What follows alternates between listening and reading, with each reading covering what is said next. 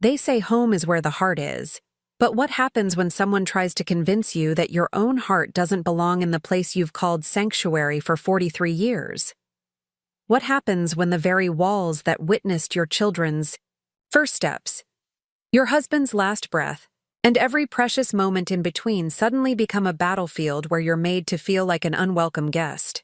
My name is Eleanor Hartwell, and at 68 years old, I thought I'd seen every shade of human nature. I was wrong. Sometimes the cruelest lessons come wrapped in family ties, and sometimes the people who should protect your peace are the very ones trying to steal it away. This is the story of how I almost lost myself in my own home, and how a simple electric bill became the key to reclaiming everything I thought was gone forever.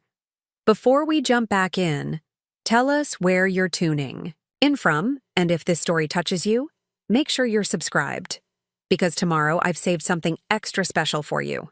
The morning light filtered through the lace curtains of my kitchen window, casting familiar shadows across the worn wooden table where I'd shared countless meals with my beloved Harold before cancer took him 3 years ago. I was savoring my first cup of coffee, black with just a touch of honey, the way I'd learned to love it during our early marriage when money was tight and cream was a luxury. The house felt peaceful in those quiet dawn moments, the way sanctuaries should feel. I suppose I should have known that peace was too precious to last. The sound of footsteps on the stairs told me that Sarah and Marcus were stirring. My daughter had been living here for 6 months now, ever since Marcus lost his job at the marketing firm downtown. It was supposed to be temporary, just until they got back on their feet. As a mother, you never stop wanting to help your children, no matter how old they get. Sarah was 34, married for 8 years, and still my little girl in so many ways. I heard the shower running upstairs and smiled, remembering how Sarah used to sing in the shower as a teenager, her voice echoing through these same walls. The house held so many memories like pressed flowers between the pages of time. Harold. And I had bought this place when Sarah was just 2 years old, scraping together every penny for the down payment. He worked double shifts at the factory while I took in sewing to help make ends meet. Every mortgage payment was a small victory, every improvement a labor of love. The kitchen door swung open and Sarah appeared, her dark hair still damp from the shower. She looked tired, the kind of bone-deep exhaustion that comes from more than just lack of sleep. I'd been noticing it more lately, the way her shoulders seemed to carry invisible weight. "Morning, Mom," she said, her voice soft but strained. "You're up early again." "Old habits," I replied, lifting my coffee cup toward her. "Made a full pot if you want some." She nodded gratefully and moved toward the counter, her movements careful and quiet. I watched her pour the coffee, noting how she glanced toward the ceiling as if listening for something. Or someone. "Marcus still sleeping?" I asked, though I could hear him moving around upstairs. "He'll be down soon," Sarah said, settling into the chair across from me. For a moment, it was just the two of us, mother and daughter, sharing the comfortable silence that comes from years of understanding each other without words. "Mom, I want you to know how much I appreciate you letting us stay here," Sarah began. Her fingers wrapped around her coffee mug like it was an anchor. "I know it's not easy having your space invaded like this." "Nonsense," I said firmly. "This house has always been your home, sweetheart. Family takes care of family." Something flickered across Sarah's face, a shadow of worry or maybe regret. Before I could ask about it, we heard Marcus's heavy footsteps on the stairs. Sarah's posture changed immediately, straightening as if bracing for something. Marcus entered the kitchen with the kind of presence that seemed to fill more space than his actual body occupied. He was a tall man, probably 6'2", with the build of someone who'd been athletic in college but had softened around the edges. His dark hair was always perfectly styled, even first thing in the morning, and he had a way of looking at people that made them feel measured and often found wanting. "Morning," he said, his voice carrying that particular tone of someone who Hadn't had their coffee yet, but expected the world to accommodate their mood anyway. He moved toward the coffee pot without acknowledging me directly, as if I were simply part of the kitchen fixtures. "Good morning, Marcus," I said pleasantly, determined to maintain the peaceful atmosphere. Beautiful day shaping up outside. He grunted something that might have been agreement while pouring his coffee. I noticed he used the good china cup, the one from the set Harold had given me for our 20th anniversary. It was a small thing, but it bothered me in a way I couldn't quite articulate. Those cups were special, reserved for Sunday mornings and important occasions. Sarah caught my eye and offered a small, apologetic smile. I waved it away with a gentle gesture. "Pick your battles," I told myself, the same advice I'd given Sarah when she was dealing with difficult classmates in high school. Marcus settled into what had become his usual chair, the one at the head of the table where Harold used to sit. Another small thing that pricked at something deep inside me, but I pushed the feeling down. The man needed a place to sit, after all, and it was just a chair. "So what's the plan for today?" Sarah asked, clearly trying to lighten the mood. "Any job interviews lined up?" Marcus's jaw tightened slightly. It was a sensitive subject, his job search, though I'd noticed he seemed to spend more time on the couch watching television than actually looking for work. But I kept my observations to myself. Marriage was hard enough without mothers-in-law, offering unsolicited opinions. "I've got some leads I'm following up on," he said, his tone suggesting the conversation was closed. "Online applications, networking, that sort of thing." I nodded encouragingly. "The job market is tough, right?" "Now, I'm sure something will come along soon." Marcus looked at me then, really looked, and something in his expression made me uncomfortable. It wasn't gratitude or even acknowledgement of my support. It was something cooler, more calculating. "Speaking of things coming along," he said, his voice taking on a different quality, "I've been meaning to talk to you about something, Eleanor." The way he said my name, with just enough emphasis to make it sound like a criticism, made Sarah shift in her chair. I felt a flutter of unease, but maintained my pleasant demeanor. "Of course, dear. What's on your mind?" Marcus leaned back in his chair, assuming a posture that reminded me uncomfortably of a prosecutor preparing to present evidence. "I've been keeping track of some things around here, and I think we need to have a conversation about the electric bill." I blinked, confused. "The electric bill?" "Yes," he said, his voice gaining momentum. "I've been noticing some patterns, some wasteful habits that are probably costing us all a lot of money. Us all." The phrase hung in the air like smoke from a fire I hadn't realized was burning. "What kind of patterns?" Preparing and narrating this story took us a lot of time, so if you are enjoying it, subscribe to our channel. It means a lot to us. Now back to the story. I asked, genuinely puzzled. Marcus's eyes narrowed slightly, and I could see Sarah growing tense beside me. "Well, for starters, you leave lights on in rooms you're not using. I've seen the lamp in the living room burning all afternoon while you're in here in the kitchen. And the air conditioning, you have it running constantly, even when it's perfectly comfortable outside." I felt heat rising in my cheeks, not from anger, but from a confusing mixture of embarrassment and defensiveness. "I suppose I do like to keep the house comfortable," I said carefully, but I didn't realize it was causing a problem. "It's not just about comfort," Marcus continued, his voice taking on the tone of someone explaining something obvious to a child. "It's about responsibility, about being mindful of resources and not being wasteful just because you can afford to be." The implication stung. Not because he was wrong about my habits. I did tend to leave lights on and keep the house cool. But because of the way he was presenting it, as if my comfort in my own home was somehow selfish or inconsiderate. "Marcus," Sarah said quietly, a warning note in her voice. He held up a hand, silencing her without even looking in her direction. "No, Sarah. This needs to be said.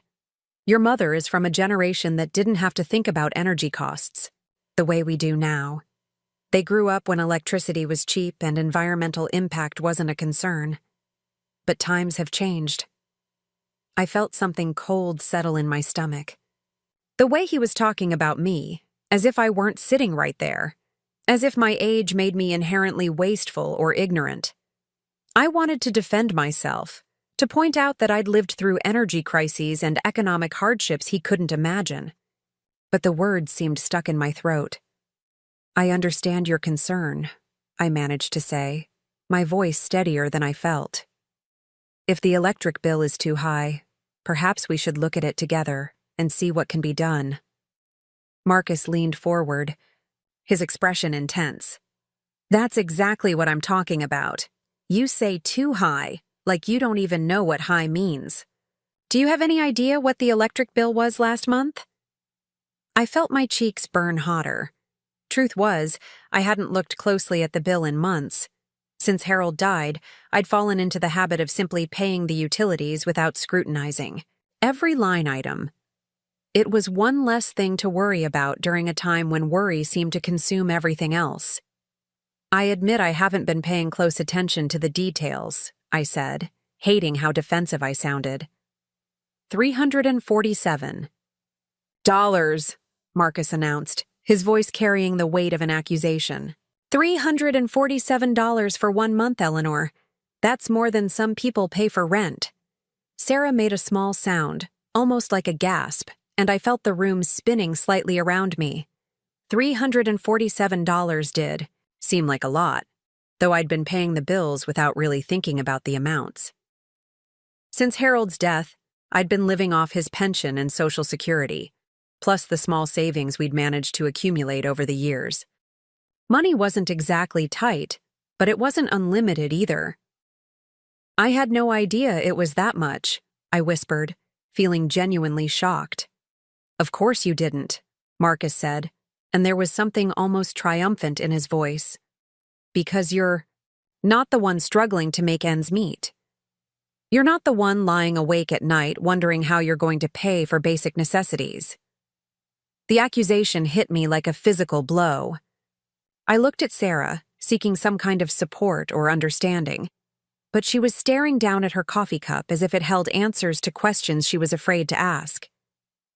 "Marcus, please," Sarah said softly, finally looking up.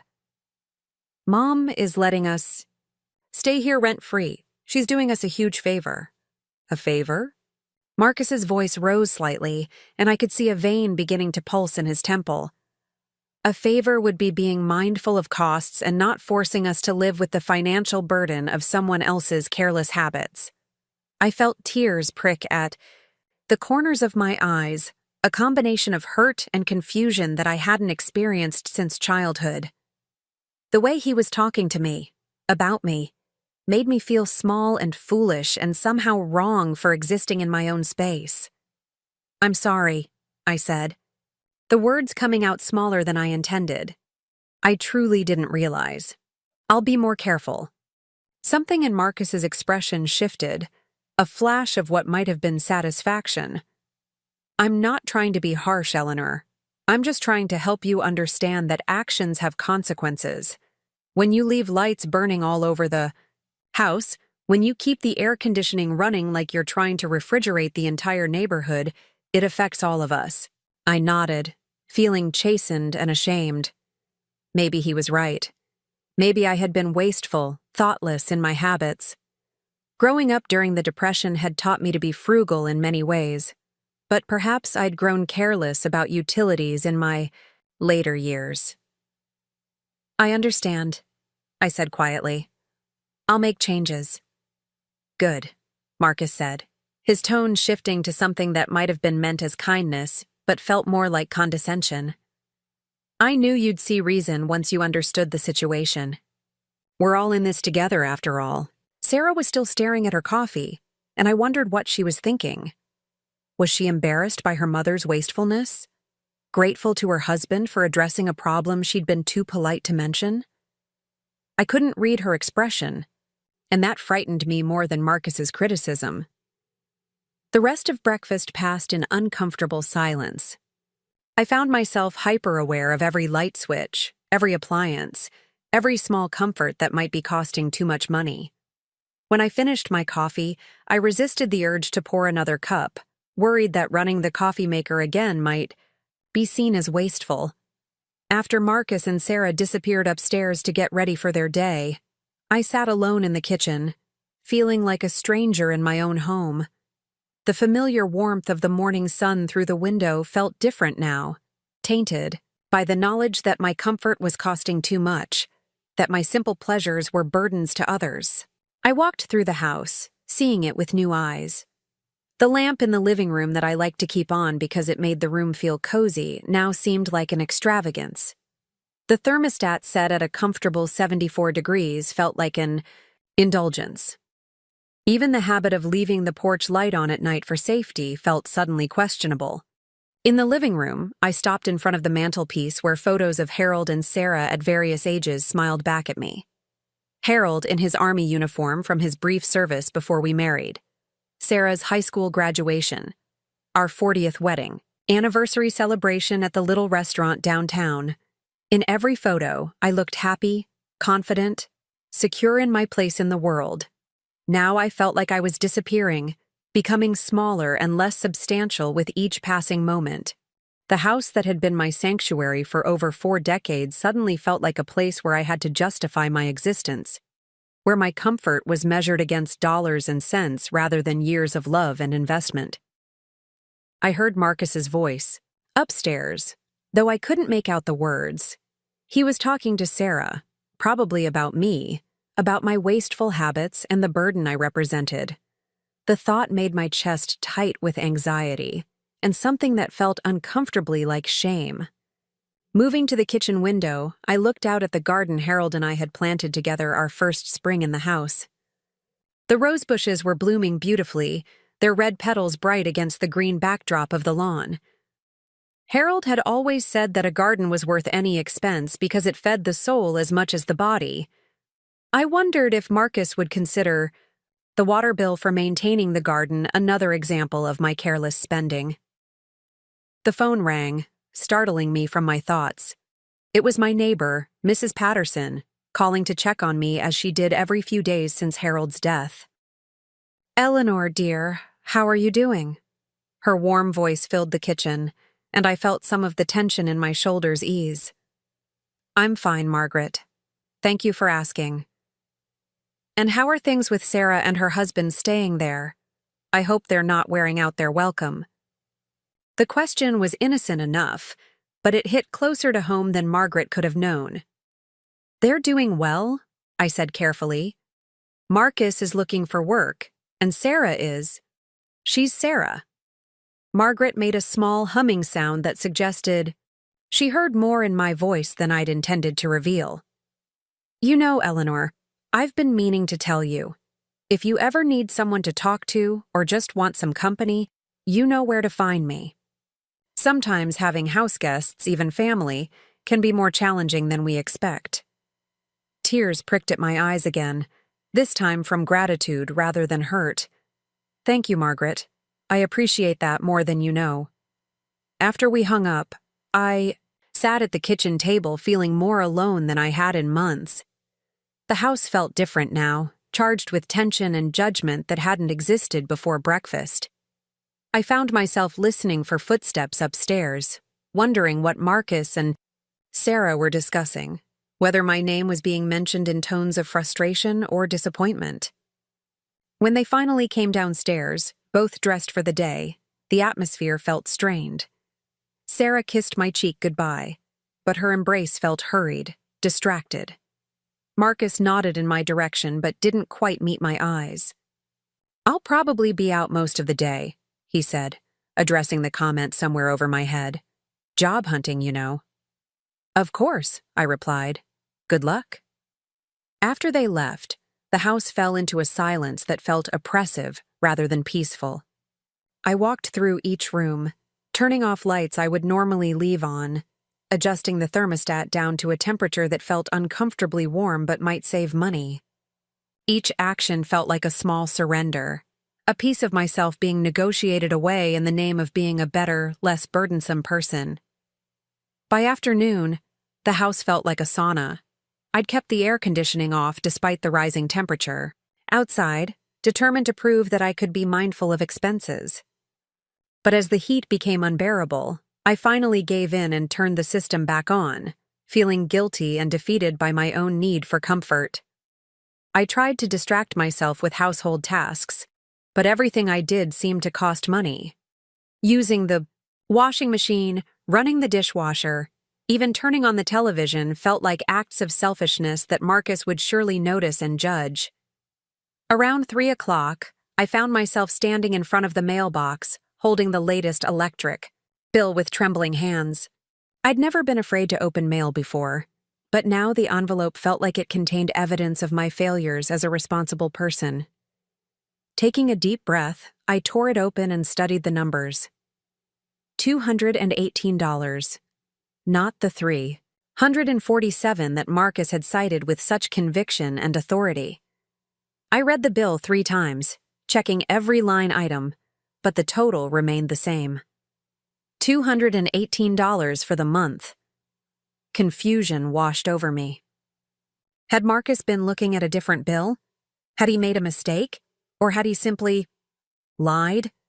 The possibility sent a chill through me that had nothing to do with the air conditioning I'd finally surrendered to turning on. Why would he lie about something so specific, so verifiable? What purpose would it serve to make me feel worse about my habits than the reality warranted? I sat in the living room, the bill spread out on the coffee table in front of me, trying to make sense of what I'd discovered. The lamp beside me cast a warm glow across the pages. The same lamp Marcus had criticized me for leaving on. Now it felt like a small act of rebellion, a declaration that I had the right to light in my own home. But even as I tried to reclaim some sense of righteous indignation, doubt crept in around the edges. Maybe the bill Marcus had seen was from a different month. Maybe there had been some error in his calculation. Maybe I was looking for reasons to feel wronged when the truth was simpler. I had been wasteful, and he'd been trying to help me see it. The front door opened around 5:30, and I heard Sarah's voice calling out a greeting. She appeared in the living room doorway, looking tired but relieved to be home. "How was your day, Mom?" she asked, settling into the chair across from me. "Quiet," I said, not wanting to mention my discovery about the bill until I'd had more time to think about it. "How about you?" "Long," she sighed. "I love my job, but some days feel endless." She worked as a nurse at the hospital downtown, a demanding position that required both physical stamina and emotional resilience. We talked about her work for a few minutes, but I could sense something beneath her words, a tension that seemed to have become a constant companion lately. When Marcus's car pulled into the driveway, Sarah's entire demeanor shifted, her posture straightening, and her smile becoming more deliberate. Marcus entered the house with the energy of someone who'd had a frustrating day, his expression tight and his movements sharp. He barely acknowledged me as he passed through the living room on his way to the kitchen. "How did the job search go today?" Sarah asked, following him. "Don't ask," came his reply, followed by the sound of cabinet doors opening and closing, with more force than necessary. I remained in the living room, but I could hear every word of their conversation in the kitchen. The house's layout, which I'd always loved for its open, connected feeling, now felt like a disadvantage. I was an unwilling eavesdropper in my own home. "Maybe tomorrow will be better," Sarah said gently. "Tomorrow will be the same as today," Marcus replied, his voice bitter. "Nobody wants to hire someone my age with my experience level. They want young kids they can pay nothing and work to death." I felt a pang of sympathy for him despite the morning's unpleasantness. Unemployment was devastating, especially for someone who'd built their identity around professional success. I'd seen how it had affected Harold during a brief layoff early in our marriage, the way it had eaten at his confidence and made him question his worth. "Something will come up," Sarah said. "I know it will." "Easy for you to say," Marcus snapped. "You have a job. You have security. You don't have to worry about providing for your family." The silence that followed was heavy with unspoken tensions. I found myself holding my breath, waiting for Sarah's response. "We're managing," she said finally, her voice smaller than before. "Mom is helping us so much by letting us stay here. We're not paying rent or utilities. We just need to be patient." "Patient," Marcus repeated, and I could hear the sneer in his voice. "While we live off the charity of someone who throws money away on electric bills like it's confetti." My cheeks burned with renewed shame and anger. The electric bill was still spread out on the coffee table in front of me, evidence that his accusation had been exaggerated, if not outright false. But doubt kept me from marching into the kitchen to confront him with the truth. "Marcus, please," Sarah said. "She's doing her best. We're all doing our best." "Are we?" he asked. "Because from where I sit, it looks like some people are making sacrifices while others are living like money grows on trees." I stood up abruptly, unable to listen to any more. The floorboard creaked under my feet, and the conversation in the kitchen stopped immediately. I could picture them standing there, frozen, wondering how much I'd heard. Moving as quietly as possible, I climbed the stairs to my bedroom, the electric bill clutched in my hand. I needed space to think, to process what I'd learned and what it might mean. The bedroom had been my refuge during Harold's illness, the place where I could let my guard down and allow myself to feel the full weight of watching the man I loved slip away from me day by day. Now it felt like the only safe space left in a house that was beginning to feel hostile to my very presence. I sat on the edge of the bed, smoothing the electric bill across my lap. $218. Not insignificant, but not the outrageous sum Marcus had claimed with such authority. The discrepancy bothered me more than the actual amount ever could. A soft knock on my door interrupted my thoughts. "Mom?" Sarah's voice was tentative, uncertain. "Come in, sweetheart." She entered slowly, her expression a mixture of concern and something that might have been guilt. "I wanted to check on you. You seemed upset earlier." I looked at my daughter, this woman I'd raised to be strong and independent, and saw shadows under her eyes that spoke of struggles I was only beginning to understand. "I'm fine," I said, though we both knew it wasn't entirely true.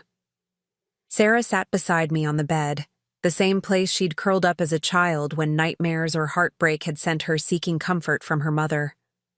"Mom, about this morning. About what Marcus said." "He's concerned about expenses," I said carefully. "That's understandable given your situation." "Yes, but—" Sarah hesitated, choosing her words carefully. "Sometimes he can be a little intense about money. It's because he's worried about providing for us, about feeling like he's failing as a husband." I heard the excuse in her words, the way she was explaining away behavior that had left me feeling small and unwelcome in my own home.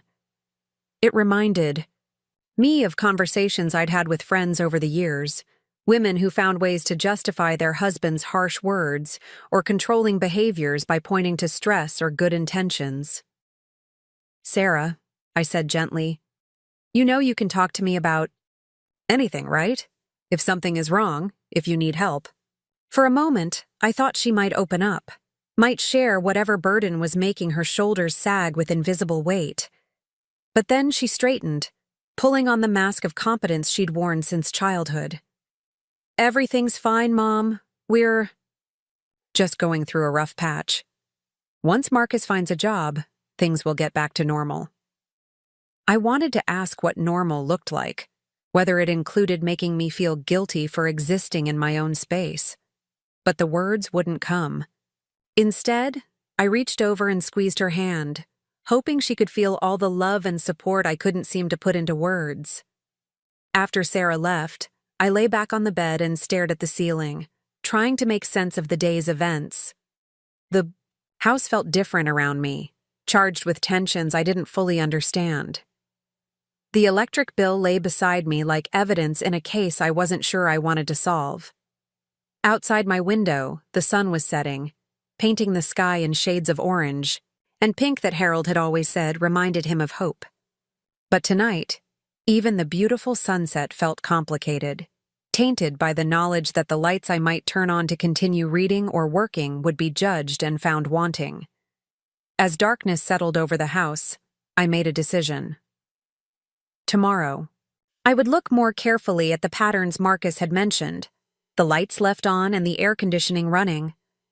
But I would also look at other things, the bills, the receipts, the paperwork that told the real story of who was paying for what in this house that had been my sanctuary for so long. I had a feeling that the electric bill was just the beginning, that there were deeper currents running through my home than I'd realized. And for the first time since Sarah and Marcus had moved in, I wondered if some house guests could be more dangerous than strangers, especially when they made you question your right to comfort in your own space.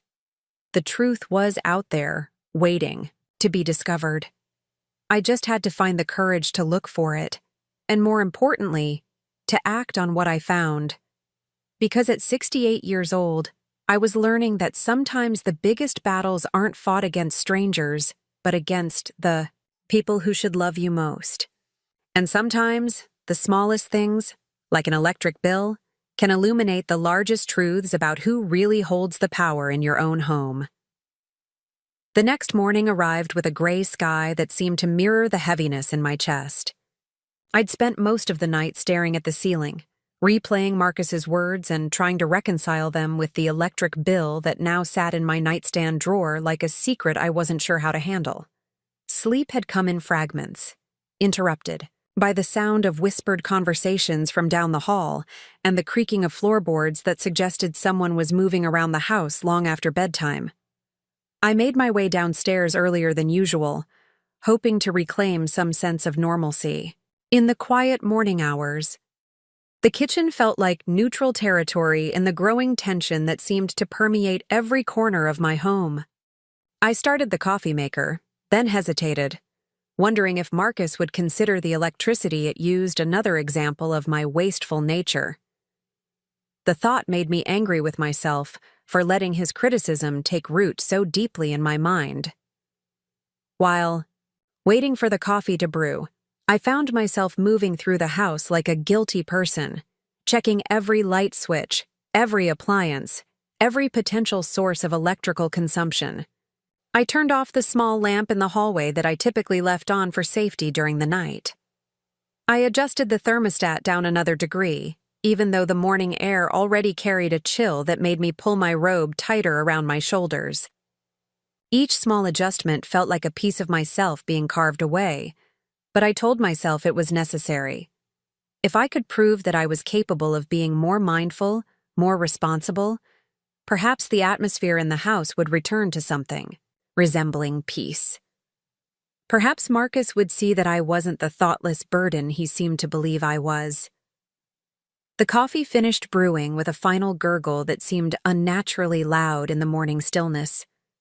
I poured myself a cup and settled at the kitchen table, watching the sun struggle to break through the cloud cover. Harold used to say that gray mornings were just sunny days in disguise, waiting for the right moment to reveal their true nature. I wondered if he'd been right about that, or if some days were simply gray all the way through. Footsteps on the stairs announced Sarah's arrival. She appeared in the kitchen doorway looking pale and drawn, as if she'd slept no better than I had. Her usually bright demeanor seemed dulled, like a light bulb running on insufficient power. "Morning, Mom," she said, her voice carrying an apologetic note that made my heart ache. "Good morning, sweetheart. Coffee's fresh." She nodded gratefully and moved toward the counter, but I noticed she moved more quietly than usual, as if she were trying not to disturb something fragile. The dynamic reminded me of how we'd all behaved during Harold's final weeks, walking on eggshells around his pain and exhaustion. But Harold had been dying. What was our excuse now? "Did you sleep well?" I asked, though her appearance already provided the answer. "Well enough," she lied, settling across from me with her coffee. "How about you?" I considered telling her about my restless night, about the electric bill discovery, about the growing unease that had taken residence in my chest like a tumor. Instead, I offered the same polite fiction she had. Fine. Thank you.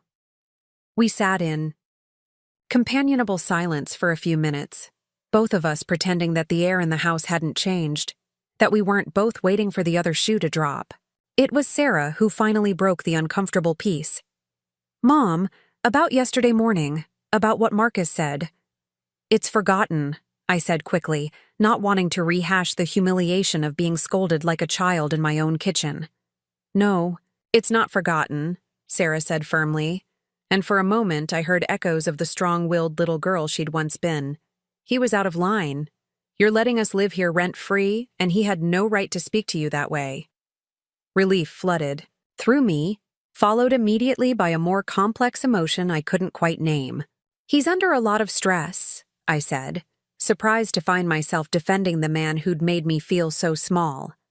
Job hunting can be incredibly demoralizing. Stress doesn't excuse rudeness, Sarah replied, but her voice lacked conviction. She was staring into her coffee cup again, that gesture I was beginning to recognize as her way of avoiding difficult truths. Has he always been so? I searched for a diplomatic word. Direct about household matters? Sarah's pause was long enough to speak volumes. He likes things organized, she said finally. Efficient. He says it comes from his business background. I nodded, as if this explanation made perfect sense, but something cold was settling in my stomach. I'd known men who used their professional success as justification for controlling every aspect of their personal lives. My own father had been one of them, ruling our household with an iron fist disguised as practical wisdom. I'd sworn I would never let Sarah experience that kind of suffocating authority. The sound of Marcus's alarm clock filtered down from upstairs, followed by the shower running. Sarah's entire posture changed, her spine straightening, and her expression becoming more guarded. It was as if she were putting on armor in preparation for battle. Sarah, I said softly, reaching across the table to touch her hand. If you ever need to talk about anything at all, you know I'm here for you. She squeezed my fingers briefly, and for a moment her mask slipped enough for me to see the exhaustion and worry she'd been hiding. I know, Mom. I love you. I love you too, sweetheart. More than you'll ever know. Marcus appeared in the kitchen 20 minutes later, already dressed for another day of what he called job hunting. He'd taken to wearing suits even for online interviews, claiming it helped him maintain the right mindset. I suppose there was wisdom in that, though I'd noticed he seemed to have more interviews than actual job prospects. Morning, he said curtly, heading straight for the coffee pot. He poured himself a cup in the same china mug he'd used the day before, the one from Harold's anniversary set. I bit back the urge to ask him to use one of the everyday mugs instead. Any promising leads today? I asked, determined to maintain a civil atmosphere.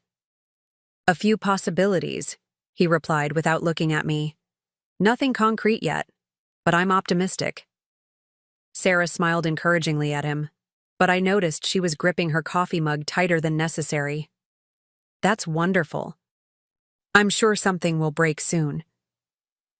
Marcus finally looked at me, and his expression was assessing in a way that made me uncomfortable. Eleanor, I noticed you left the porch light on again last night. My cheeks flushed with embarrassment and irritation. I always leave the porch light on. It's a safety issue. Safety from what? He asked, his tone suggesting the question was rhetorical. You live in one of the safest neighborhoods in town. Crime rates here are practically non-existent. I've lived here for 43 years, I said, my voice firmer than I felt. I know my neighborhood better than most people. I also know that porch lights deter opportunistic criminals and help neighbors identify problems. Or they attract attention to a house where an elderly woman lives alone, Marcus countered. Have you considered that? The phrase, elderly woman living alone, hit me like a slap. Technically accurate, perhaps, but delivered with a dismissiveness that made me feel vulnerable and foolish. I wasn't living alone. Sarah and Marcus were here. Unless he was making a different point entirely. "Mom's not alone," Sarah said quietly. "We're here." "For now," Marcus replied, and something in his tone made both Sarah and me look at him sharply. "I mean, once I find a job, we'll be getting our own place again. Eleanor will be living alone then." The casual cruelty of it took my breath away. The assumption that I would simply return to solitude when they no longer needed my help, combined with the implication that my safety concerns were unfounded paranoia, left me feeling exposed and dismissed. "Of course," I managed to say. "When you're ready to move on, I'll adjust my habits accordingly." Marcus nodded, as if this were a reasonable concession rather than a heartbreaking acknowledgement of my temporary usefulness. "I'm just thinking ahead, trying to help you prepare for reality." Reality, as if my concerns, my habits, my comfort in my own home were somehow separate from the real world. As if 43 years of living in this house had taught me nothing about what was necessary for my own well-being. After they left for their respective days, I found myself walking through the house like a stranger, seeing it through Marcus's critical eyes. The porch light that had burned faithfully every night since Harold's death suddenly seemed like an extravagance. The comfortable temperature I maintained seemed wasteful. Even the family photos scattered throughout the rooms began to feel like evidence of a life I was no longer entitled to live fully. I spent the morning doing household chores, but every task felt laden with potential criticism. Using the washing machine meant hot water and electricity. Running the dishwasher meant more of the same. Even turning on the radio for company while I cleaned seemed like an indulgence that Marcus would notice and judge. By noon, the house felt stuffy and uncomfortable, but I resisted the urge to adjust the thermostat. Instead, I opened windows, telling myself that fresh air was free and therefore acceptable. The irony wasn't lost on me that I was rationing comfort in a house I owned, on utility bills I paid, to appease a man who contributed nothing to either. The mail arrived with its usual thud against the front door, and I retrieved it with more interest than usual. Bills had always been Harold's domain during our marriage, something I'd gradually taken over during his illness. Now they felt like potential weapons that could be used against me if I wasn't careful. Among the usual collection of advertisements and correspondence was a letter from the electric company. Not a bill this time, but a notice about some kind of energy efficiency program they were promoting. I read it carefully, looking for information that might help me reduce costs and therefore reduce Marcus's ammunition against me. The program offered free home energy audits, with recommendations for improvements that could lower utility bills. It seemed like exactly what I needed, professional advice that might help me identify the wasteful habits Marcus kept mentioning.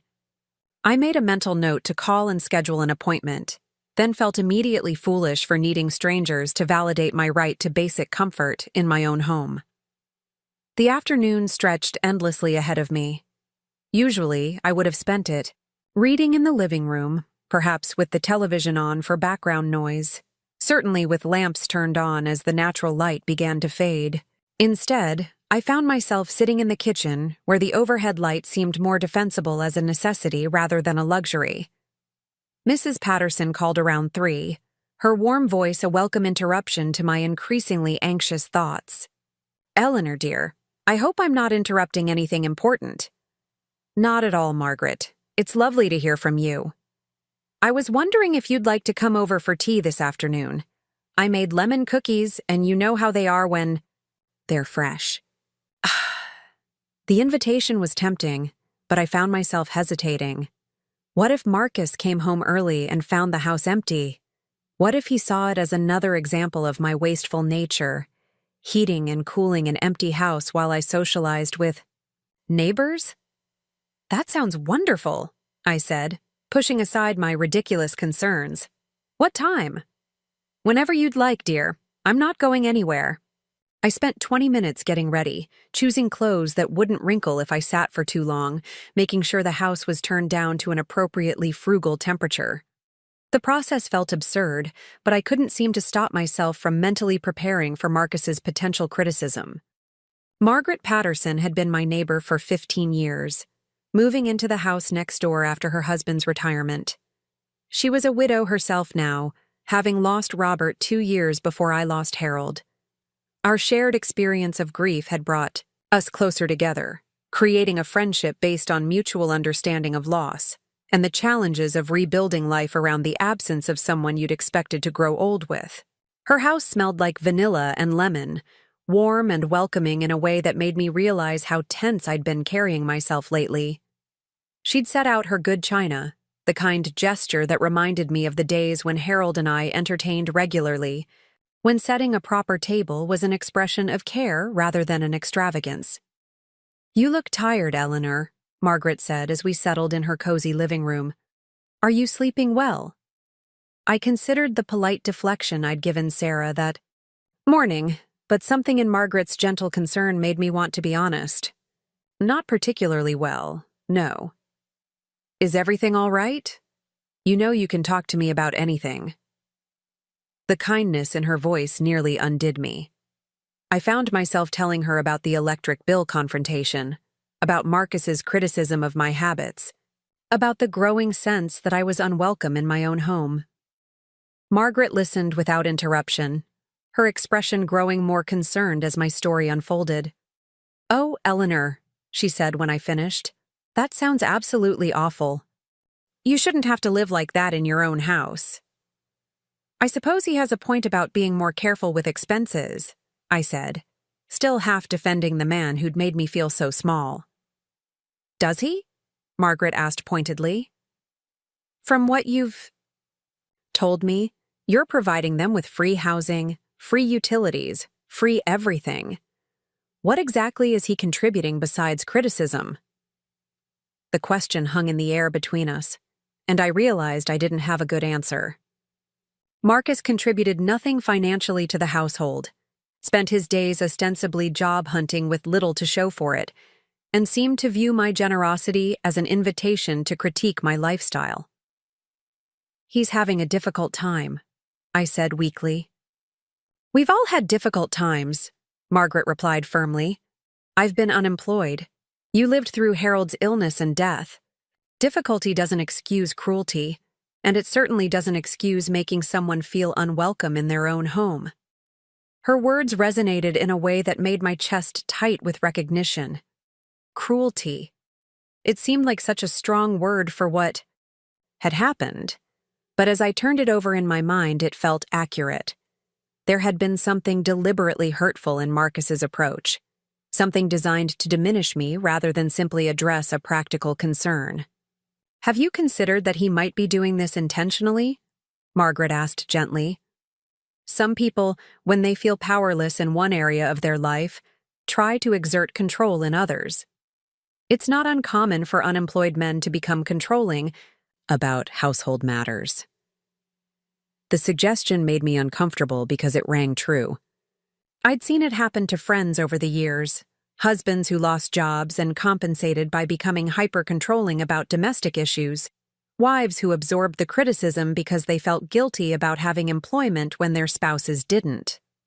"Sarah seems to be walking on eggshells around him," I admitted. I thought it was just the stress of their situation, but now I'm not sure. "Trust your instincts," Margaret said.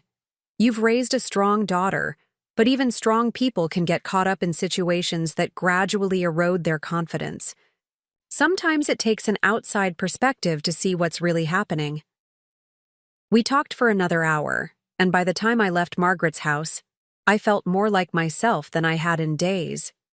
Her perspective had given me permission to trust my own feelings, to recognize that Marcus's behavior was inappropriate regardless of his circumstances. Walking back to my own house, I noticed things I'd been too preoccupied to see clearly before. The garden Harold and I had planted was thriving, the roses blooming magnificently despite, or perhaps because of, the attention I'd been giving them. The house itself looked welcoming and well-maintained, a testament to decades of care and investment. This was my home, my sanctuary, my reward for a lifetime of work and sacrifice and love. No one had the right to make me feel guilty for existing comfortably within its walls. I entered through the front door with more confidence than I'd felt in days. The house welcomed me back with familiar scents and sounds, the subtle creaks, and settling noises that had become as comforting as a heartbeat over the years. I turned on the lamp in the living room without hesitation, adjusted the thermostat to a temperature that felt comfortable rather than penitent. Sarah's car pulled into the driveway just as I was starting dinner preparations. She came through the door looking exhausted from her shift at the hospital, her scrubs wrinkled and her hair escaping from its ponytail.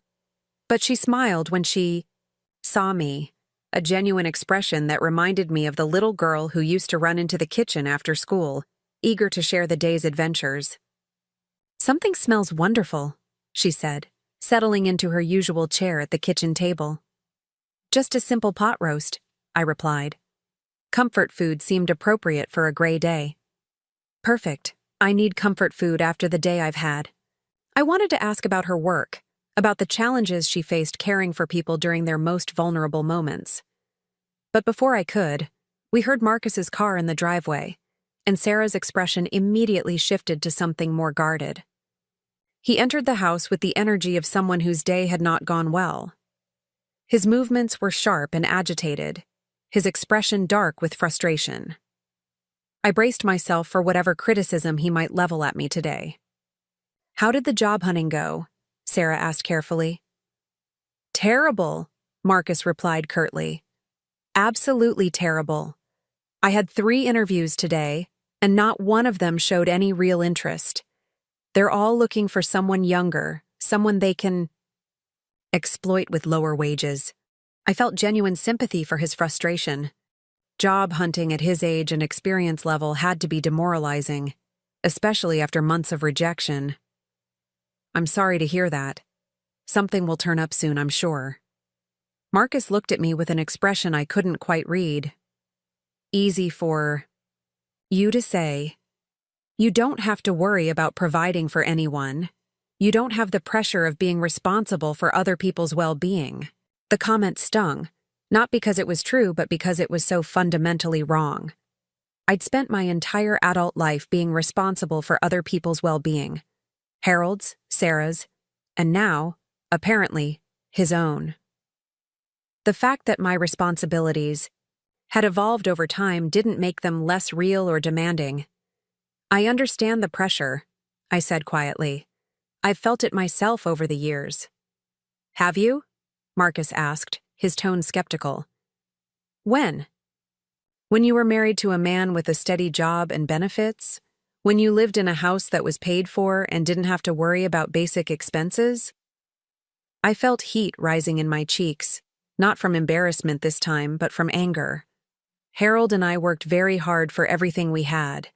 We made sacrifices, saved money, went without things we wanted so we could build a secure future. Nothing was handed to us. "But you had security," Marcus insisted. "You had someone else taking care of the big financial decisions.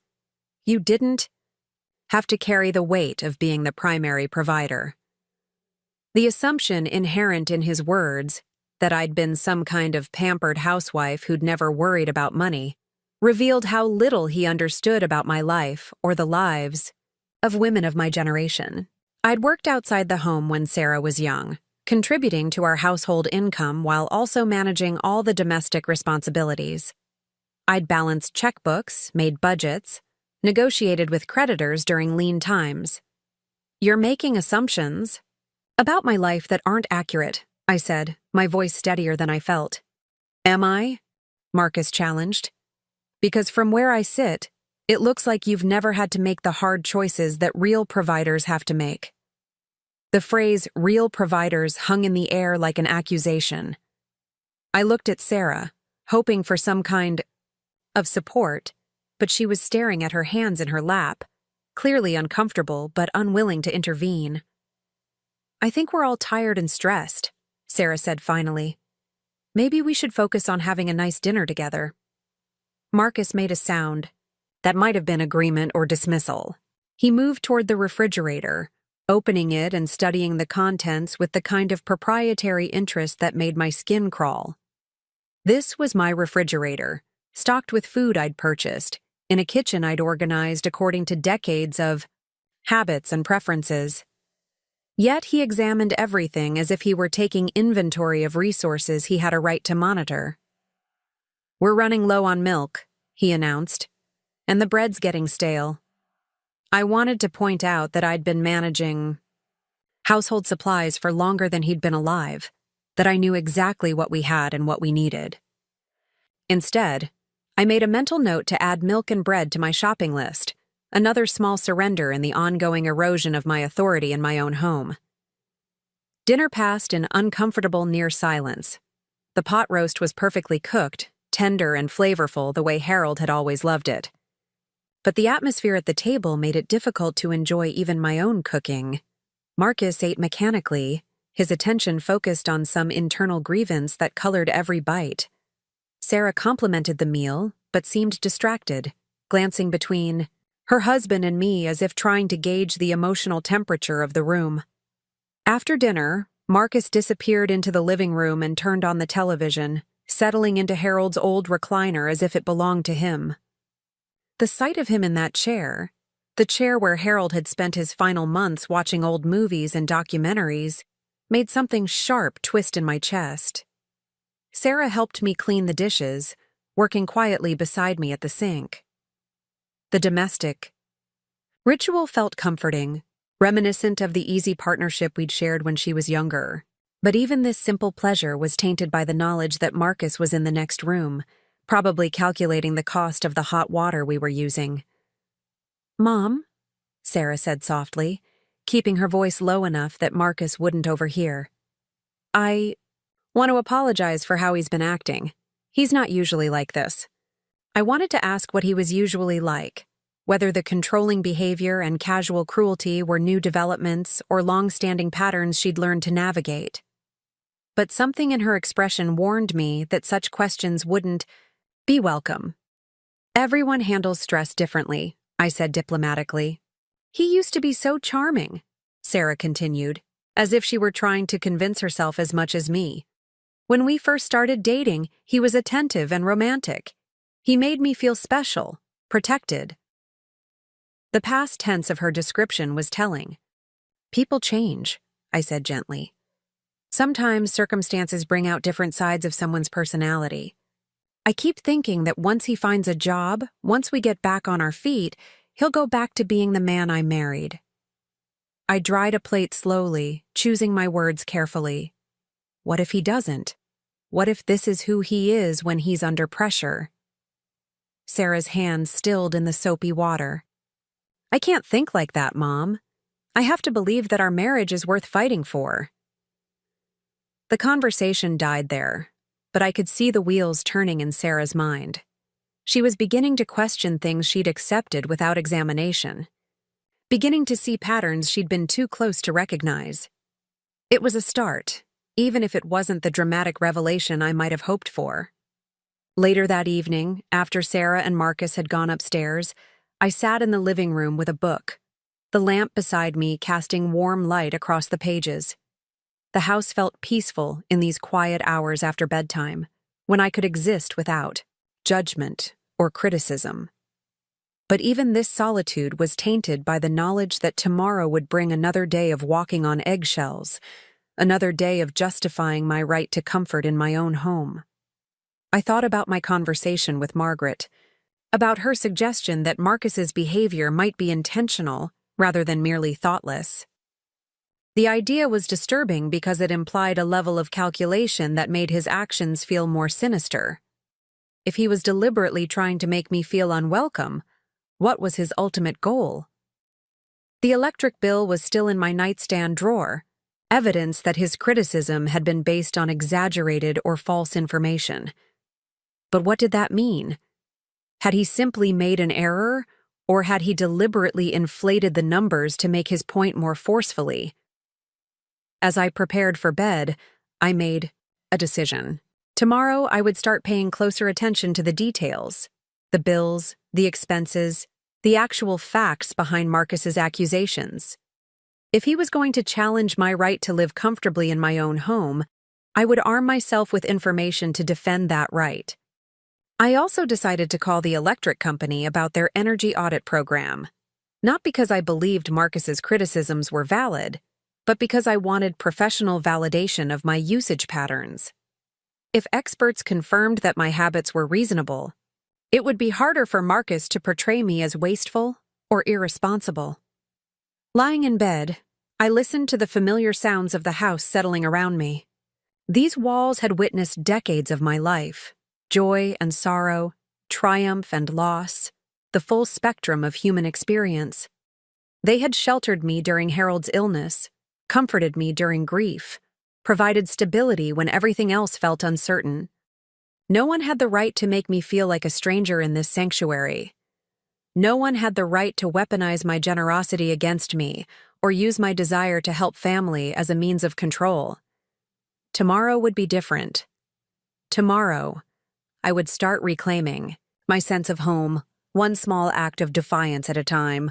Because at 68 years old, I was learning that sometimes the most important battles are fought not against strangers, but against the people who should love you most. And sometimes, the most radical act is simply refusing to disappear in your own space. The morning came with an unusual clarity, as if someone had washed the windows of my perception overnight. I woke before dawn, my mind sharp and focused in a way it hadn't been for weeks. The conversation with Margaret had planted seeds of awareness that were now blooming into something resembling resolve.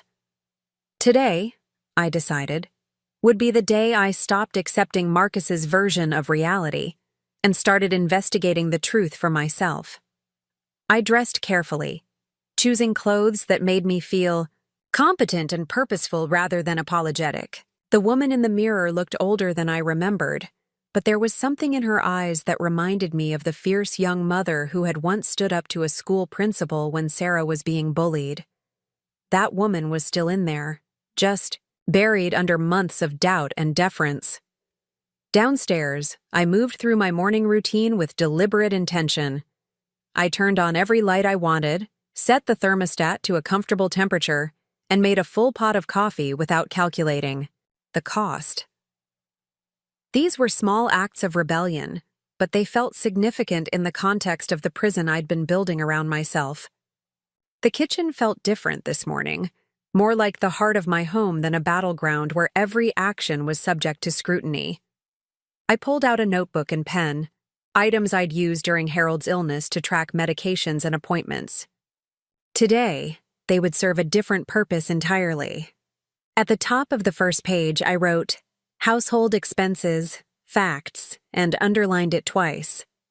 If Marcus wanted to discuss financial responsibility, we would discuss it based on actual numbers, rather than his inflated accusations.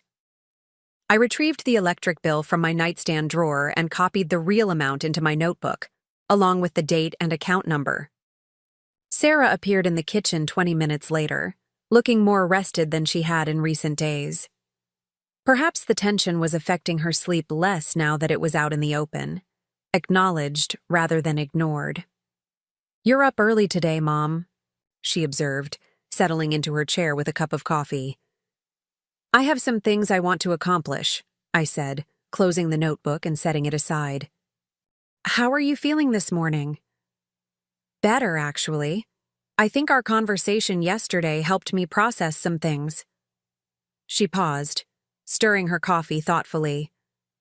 "I've been so focused on trying to make everything work that I stopped paying attention to whether everything should work." The distinction was profound, and I felt a surge of pride in my daughter's wisdom. Sometimes we get so invested in solving a problem that we forget to question whether the problem is real or manufactured. Sarah nodded slowly. "Marcus has always been good at presenting his concerns as facts. It's part of what made him successful in business, I think. But lately, I've been wondering if he's applying that same technique to our personal life." Before I could respond, we heard movement upstairs. Sarah's expression immediately shifted, the openness closing off like a flower folding its petals at the first sign of frost. It was a protective reflex I recognized from my own difficult first marriage to a man who demanded constant emotional vigilance. Marcus appeared in the kitchen with the swagger of someone who'd slept well and woken, up ready to exercise authority. He was dressed for another day of supposed job hunting, though I'd begun to notice that his interview schedule seemed remarkably light for someone seriously seeking employment. "Morning, ladies," he said, the casual dismissiveness of the greeting making my jaw tighten. "Sleep well?" "Very well, thank you," I replied evenly. "And you?" "Like a baby," he said, pouring himself coffee. Nothing like the comfort of a properly climate-controlled house to ensure good rest. The comment was clearly meant as a dig at my previous thermostat settings, but I refused to take the bait. Instead, I opened my notebook and made a show of writing something down. Marcus's eyes narrowed as he watched me. "Taking notes now, Eleanor?" he asked, his tone carrying an edge of mockery. "Just keeping track of household expenses," I said calmly. I thought it might be helpful to have accurate records for our discussions about financial responsibility. Something flickered across Marcus's face, too quick for me to identify clearly, but it looked almost like alarm. "I'm sure that's not necessary. I wasn't trying to micromanage your spending." "Of course not," I agreed pleasantly. "But since we're all concerned about efficiency, it makes sense to base our decisions on concrete data rather than estimates." Sarah was watching this exchange with growing interest, her gaze moving between Marcus and me like a spectator at a tennis match. Marcus seemed to be searching for a response that would regain the upper hand without appearing unreasonable. "Well, I suppose there's no harm in keeping records," he said finally, "as long as it doesn't become an obsession." The implication that my desire for accuracy might be pathological was another small cruelty, but I let it pass without comment. I was learning to recognize his tactics, the way he couched insults as concern, dismissals as helpful observations. After Marcus left for his supposed job search, Sarah lingered in the kitchen longer than usual. She seemed to be wrestling with something, her fingers tracing patterns on the table surface while she gathered courage for whatever she wanted to say. "Mom, can I ask you something personal?" "Of course, sweetheart. Anything." "Did you ever feel like you were losing yourself when you were married to my father?" The question caught me off guard. Sarah rarely spoke about my first marriage, the brief and tumultuous relationship that had ended when she was barely 2 years old. Her biological father had been charming and controlling in turns, a man who could make me feel like the most important person in the world one moment and completely worthless the next. "Yes," I said honestly. I felt like I was constantly trying to be someone he could approve of, but the target kept moving. Nothing I did was ever quite right. Sarah nodded slowly. "How did you find the strength to leave?" "I realized that I was modeling a relationship for you that I didn't want you to think was normal or acceptable. I wanted you to grow up believing you deserved to be treated with respect and kindness." "And then you married Harold?" "Years later, yes. And the difference was like night and day. Harold never made me feel like I had to earn my place in his life or justify my existence in our home." Sarah was quiet for a long moment, processing this information. "I think I've forgotten what it feels like to be treated that way," she said. Finally. My heart broke a little at the admission. "Oh, sweetheart." It happened so gradually that I didn't notice at first. Marcus would make suggestions about how I could improve myself, how I could be a better wife, a better partner. He framed it as wanting to help me reach my potential. I recognized the pattern immediately. It was the same slow erosion of confidence I'd experienced decades ago, the same technique of framing control as care. When did you start feeling like you weren't enough just as you are? I don't know. Somewhere along the way, I started believing that if I could just be better, If I could just anticipate his needs more accurately, if I could just avoid making the mistakes that upset him, then he would go back to being the man I fell in love with. But he never did. No. The goalposts kept moving. The standards kept getting higher, and now— She gestured helplessly around the kitchen. Now he's treating you the same way he treats me, and I feel terrible for bringing that energy into your home. I reached across the table and covered her hand with mine. You didn't bring anything into this home, Sarah. You are always welcome here, no matter what. But no one else has the right to make either of us feel unwelcome in a place where we belong. We talked for another hour, and I watched my daughter begin to reclaim pieces of herself she'd given away over the years. It was a painful, but necessary, process, like removing splinters that had worked their way deep under the skin. After Sarah left for work, I spent the morning making phone calls. The first was to the electric company about their energy audit program.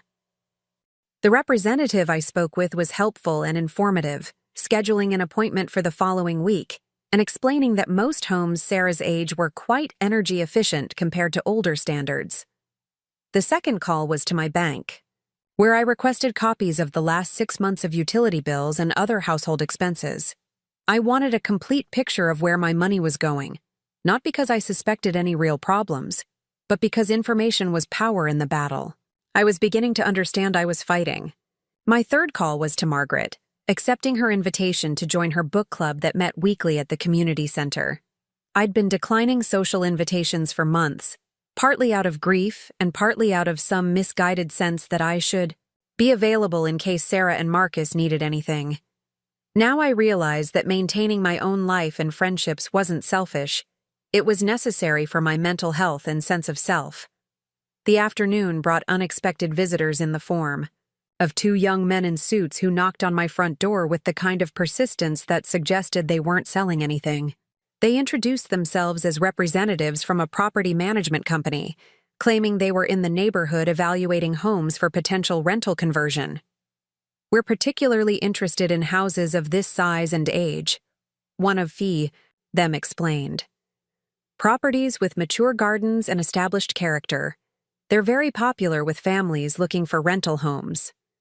I listened politely, but with growing suspicion.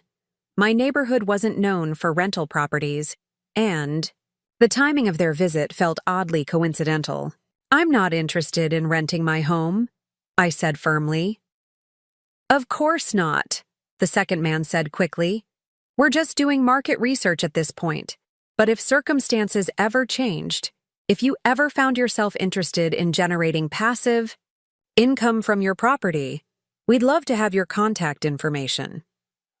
They left business cards and assurances that they would be in touch, but something about the encounter left me unsettled. I couldn't shake the feeling that someone had given them reason to believe I might be interested in such an arrangement. But who would have that impression? Marcus returned home earlier than usual that afternoon, his mood darker than it had been in the morning. He slammed the front door and moved through the house with the kind of aggressive energy that seemed designed to announce his displeasure to anyone within earshot. Rough day? I asked when he appeared in the kitchen. You could say that, he replied tersely. 3 more interviews, 3 more rejections. The job market is completely rigged against people with real experience. I made sympathetic noises, while privately wondering about his definition of real experience. From what I'd gathered, Marcus had held a middle management position at a marketing firm, not exactly the kind of specialized expertise that would make him irreplaceable. But expressing such thoughts would only escalate whatever mood he was already. Indeed, I'm sure something will turn up soon, I offered. Maybe, he said, but his tone suggested he'd given up hope.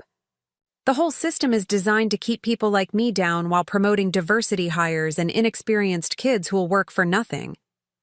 The bitterness in his voice was uncomfortable to hear, tinged with resentments that seemed to go deeper than simple job search frustration.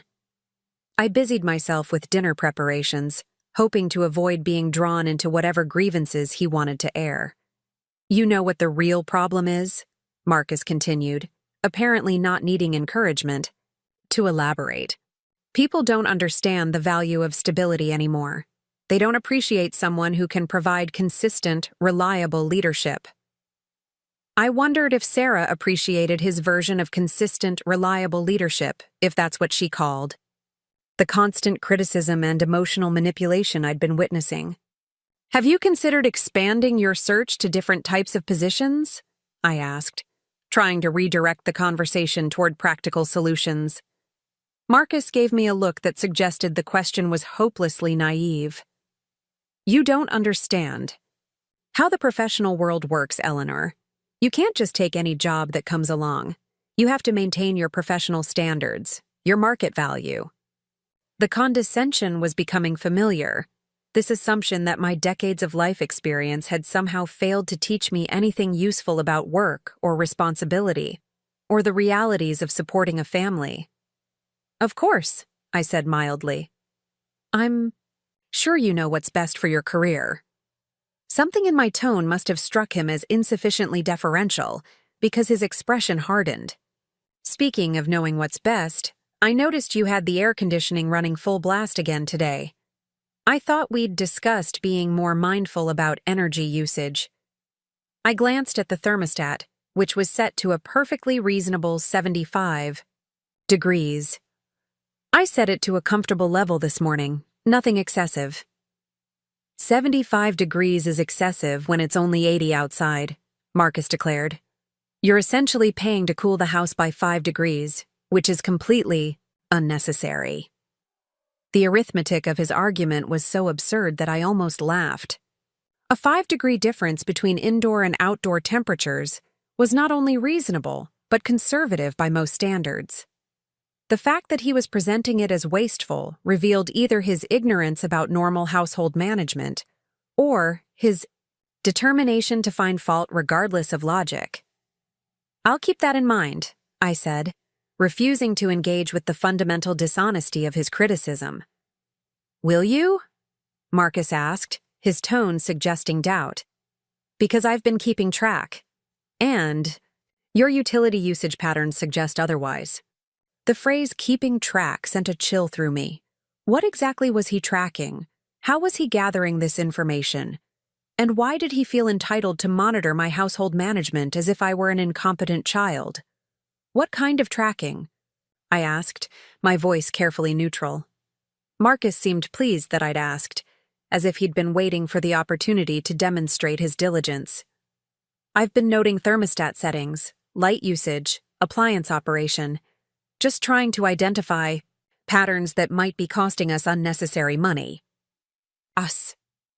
There was that word again, the presumption of shared financial responsibility that ignored the reality of who actually paid the bills. But more disturbing was the image of Marcus moving through my house like some kind of domestic spy, cataloging my habits and behaviors for future use against me. "I see," I said. "And what have your observations revealed?" "Significant room for improvement," Marcus replied with the satisfaction of someone delivering an expert diagnosis. "Small changes in behavior could probably reduce utility costs by 30 to 40%. The numbers were clearly pulled from thin air, but they were delivered with such confidence that someone less experienced with manipulation might have accepted them as fact. I made a mental note to add this conversation to my growing collection of Marcus's questionable claims. Sarah arrived home while Marcus was still explaining his efficiency theories, her appearance shifting the dynamic in the room immediately. She looked tired and stressed, the way she always did after particularly difficult shifts at the hospital. But there was something else in her expression tonight, a wariness that suggested she'd been thinking about our morning conversation. "How was your day?" Marcus asked her, his tone noticeably warmer than the one he'd been using with me. "Challenging," Sarah replied carefully. "We lost a patient today, elderly woman who'd been fighting cancer for 2 years. My heart went out to her, knowing how deeply Sarah felt these losses. Nursing required not just medical skills, but emotional resilience, the ability to care deeply while protecting yourself from being destroyed by grief. "I'm sorry, sweetheart." I said softly. That's never easy. Sarah nodded gratefully, but I noticed she was watching Marcus's reaction. He made appropriate sympathetic noises, but there was something perfunctory about his response, as if he were going through the motions, of concern rather than feeling it. At least you have job security, Marcus said, apparently deciding that this was an appropriate follow-up to news about patient deaths. Healthcare is one of the few fields that's recession-proof. The comment revealed so much about his priorities, his ability to turn even Sarah's grief into a reminder of his own unemployment struggles. Sarah's expression tightened almost imperceptibly, a reaction I doubted Marcus noticed, but which spoke volumes about the kind of support she was accustomed to receiving from her husband. Yes, Sarah said quietly. I'm grateful for that. We sat down to dinner in an atmosphere that felt charged with unspoken tensions. Marcus dominated the conversation with complaints about his job search, theories about why employers were making poor hiring decisions, and speculation about how long the current economic climate might last. Sarah and I listened politely, making appropriate responses when prompted, but I could see my daughter growing more withdrawn as the meal progressed. I've been thinking, Marcus said as we cleared the dishes. Maybe it's time to consider some more dramatic changes to our living situation. Both Sarah and I looked at him sharply. What kind of changes? Sarah asked. Well, it's becoming clear that finding employment in this market might take longer than we initially expected. We need to think about long-term sustainability. The phrase long-term sustainability in the context of my household expenses made my stomach clench with apprehension. I had a feeling I wasn't going to like whatever suggestion was coming next. I've been researching some options, Marcus continued, and there are some interesting possibilities for generating income from underutilized property. Sarah frowned. What do you mean? Rental conversion, for instance. This house is larger than what Eleanor really needs, especially now that she's living alone most of the time. The extra bedrooms, the finished basement, even the garage, all of that space could be generating income instead of just costing money to heat and cool. The audacity took my breath away. He was suggesting that I convert my own home into a rental property, presumably to generate income that would support him while he continued his apparently fruitless job search.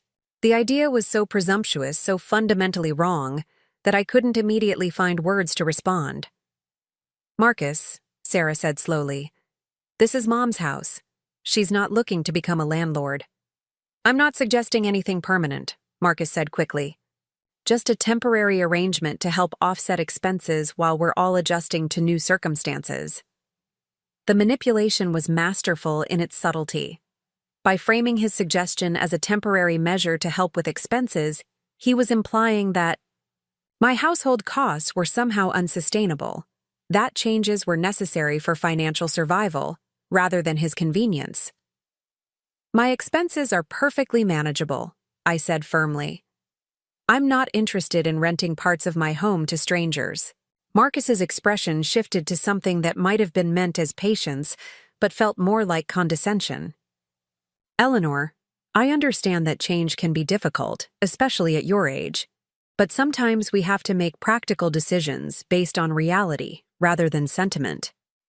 The phrase, at your age, was clearly meant to suggest that my judgment was compromised by elderly stubbornness, that my attachment to my home was irrational rather than legitimate.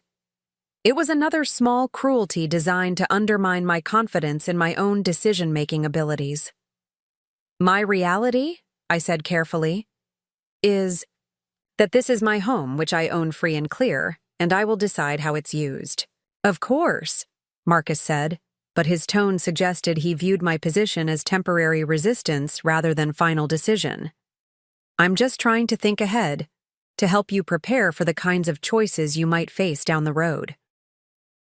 The implication that I would inevitably face financial pressures that would force me to compromise my living situation was both insulting and alarming. What did Marcus know about my finances that would lead him to believe such measures might become necessary? After dinner, Sarah and I found ourselves alone in the kitchen while Marcus retreated to the living room with his laptop. The domestic routine of washing dishes together provided a comfortable cover for the conversation I could see Sarah was struggling to begin.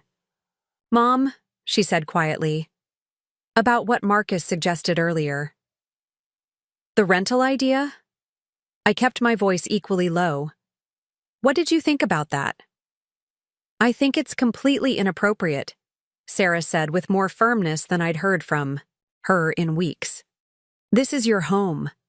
The fact that you're letting us stay here temporarily doesn't give him the right to suggest how you should manage your property." Relief flooded through me.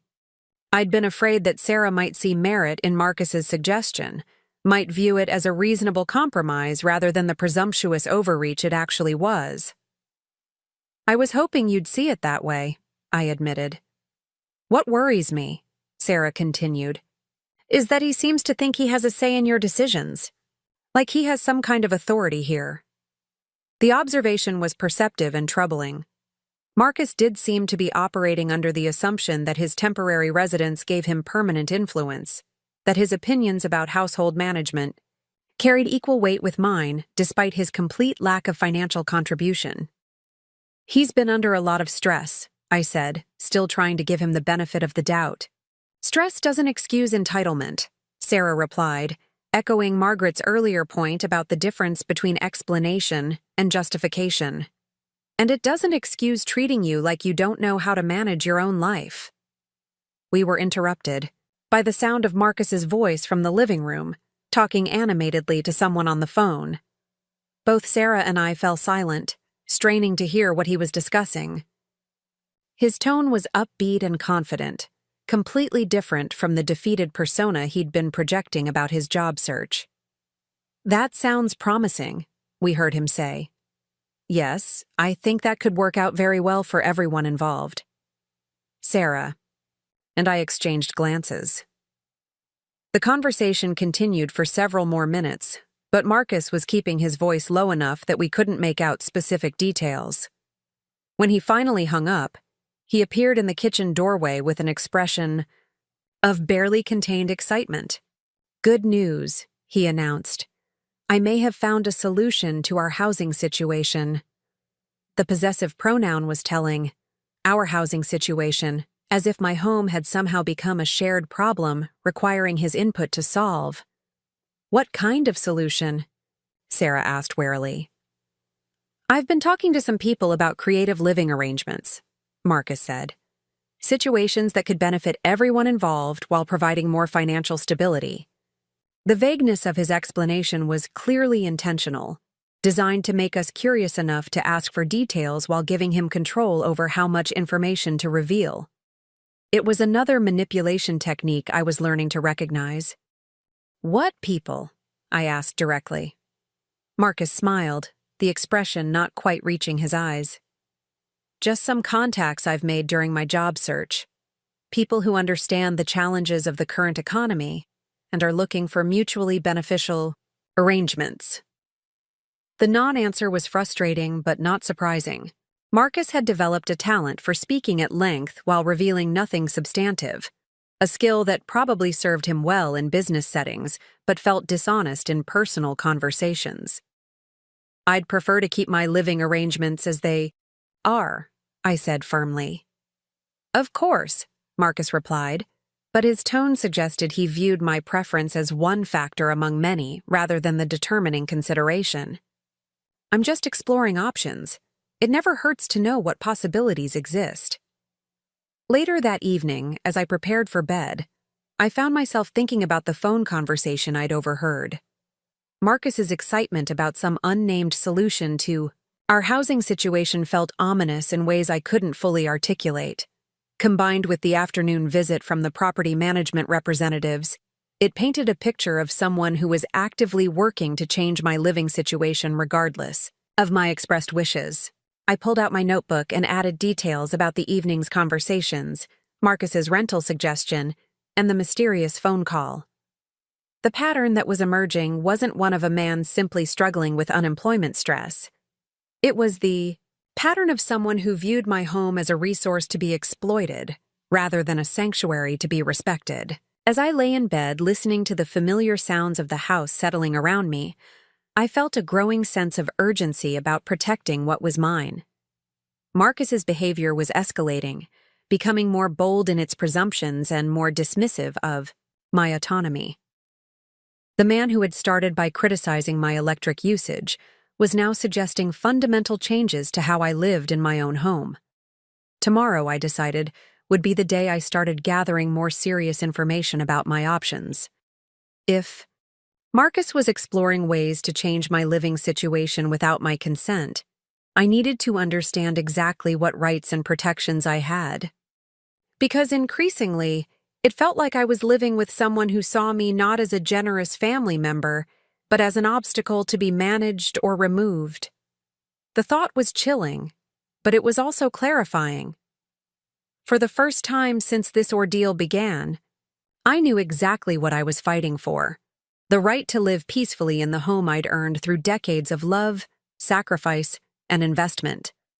And increasingly, I understood that I might be fighting for my daughter's freedom as well, because the same patterns of control and manipulation that were being directed at me had clearly been aimed at Sarah for much longer.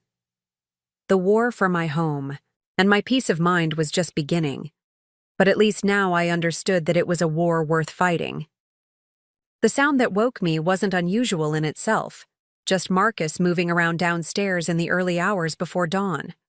What made it alarming was the deliberate quietness of his movements, the careful way he was trying not to make noise. In 43 years of living in this house, I'd learned to distinguish between normal household sounds and those that suggested someone was trying not to be detected. I lay still in the darkness, listening as drawers opened and closed with muffled precision. Papers rustled. Footsteps moved with calculated stealth across the hardwood floors I knew by heart. This wasn't a man getting up early for another day of job hunting. This was someone searching for something specific, someone who didn't want to be caught in the act. The digital clock beside my bed glowed 4:47 a.m. in accusatory red numbers.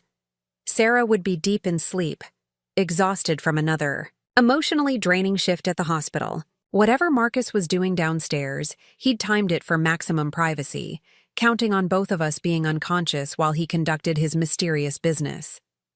I slipped out of bed as quietly as I could manage, my bare feet finding the familiar path across the bedroom floor without needing light to guide me.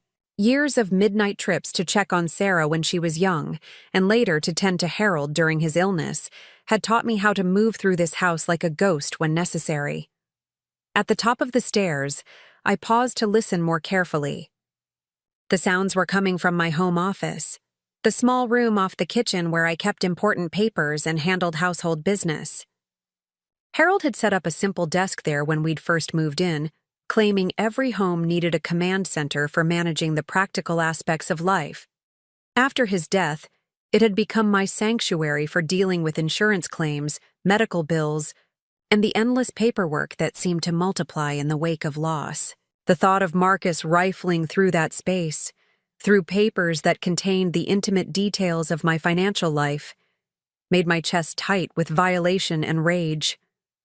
But I forced myself to remain calm, to think strategically rather than react emotionally. If he was indeed searching through my private documents, I needed evidence of his invasion rather than just accusations that could be denied or explained away.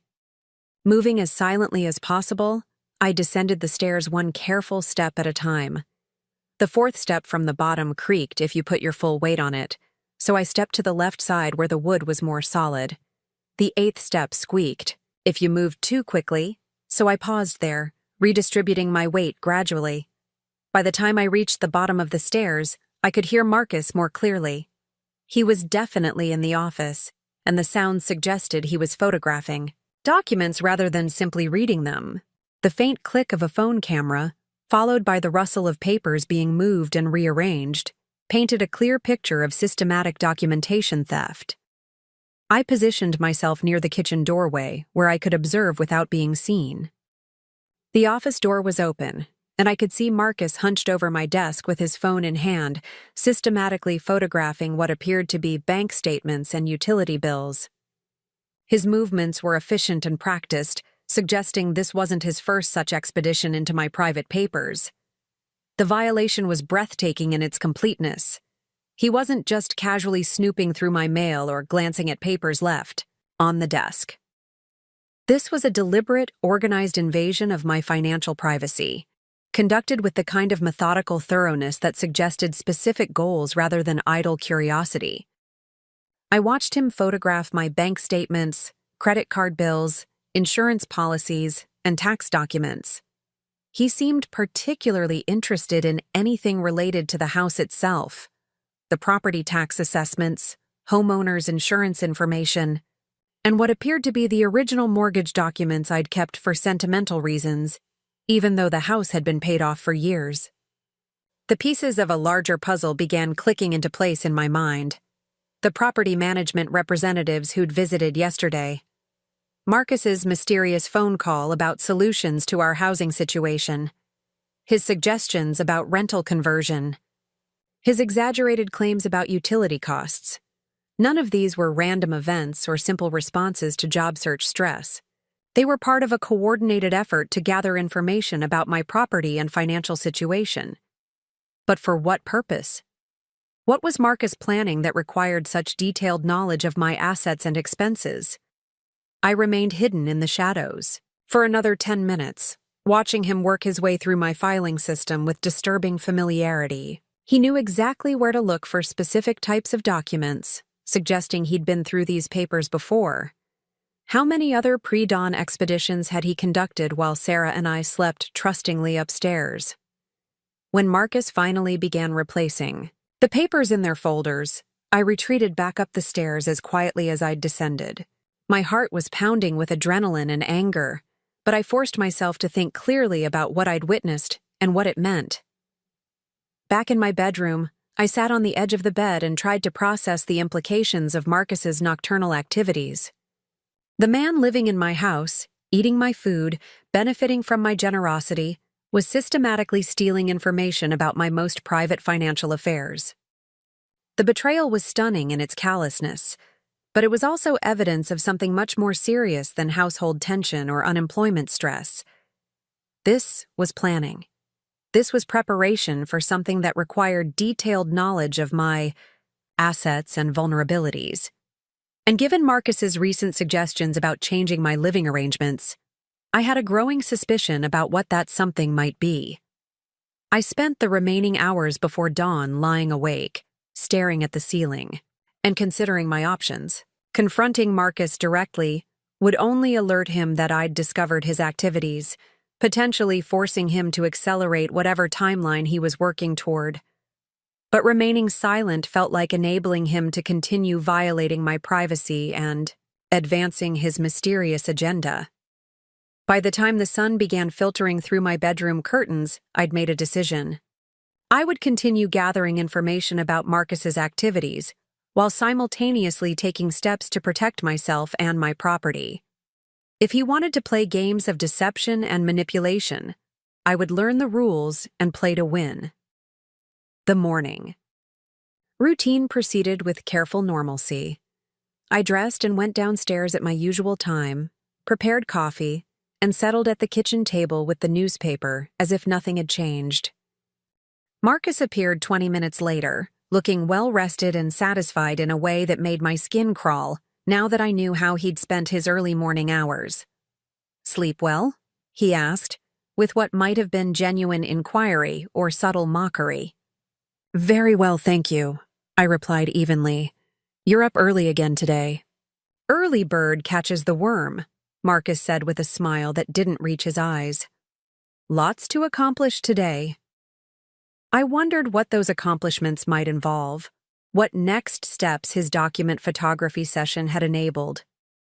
"More job interviews?" "Among other things," Marcus replied vaguely. "I'm exploring several different opportunities right now." Sarah joined us shortly afterward, looking marginally more rested than she had in recent days.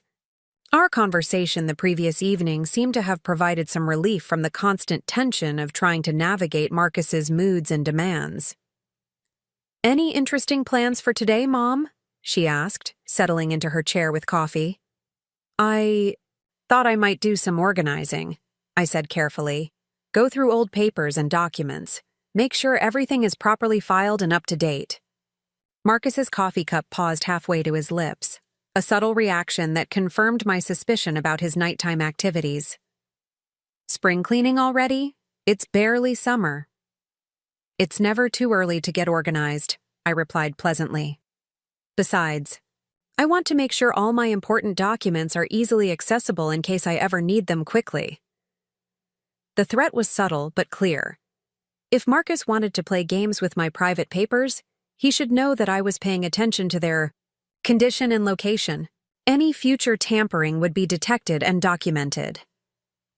That sounds like a good project, Sarah said supportively. Do you want help with anything? I might take you up on that, I said, though I had no intention of involving Sarah in what was becoming a strategic battle with her husband. It'll depend on how much energy I have for sorting through decades of paperwork.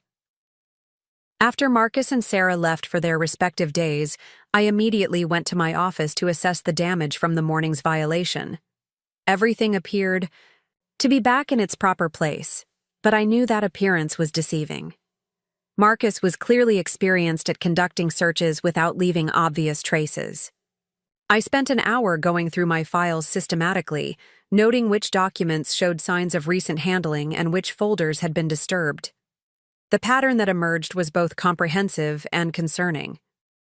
Marcus had photographed virtually every document that could provide insight into my financial situation, property ownership, and potential vulnerabilities.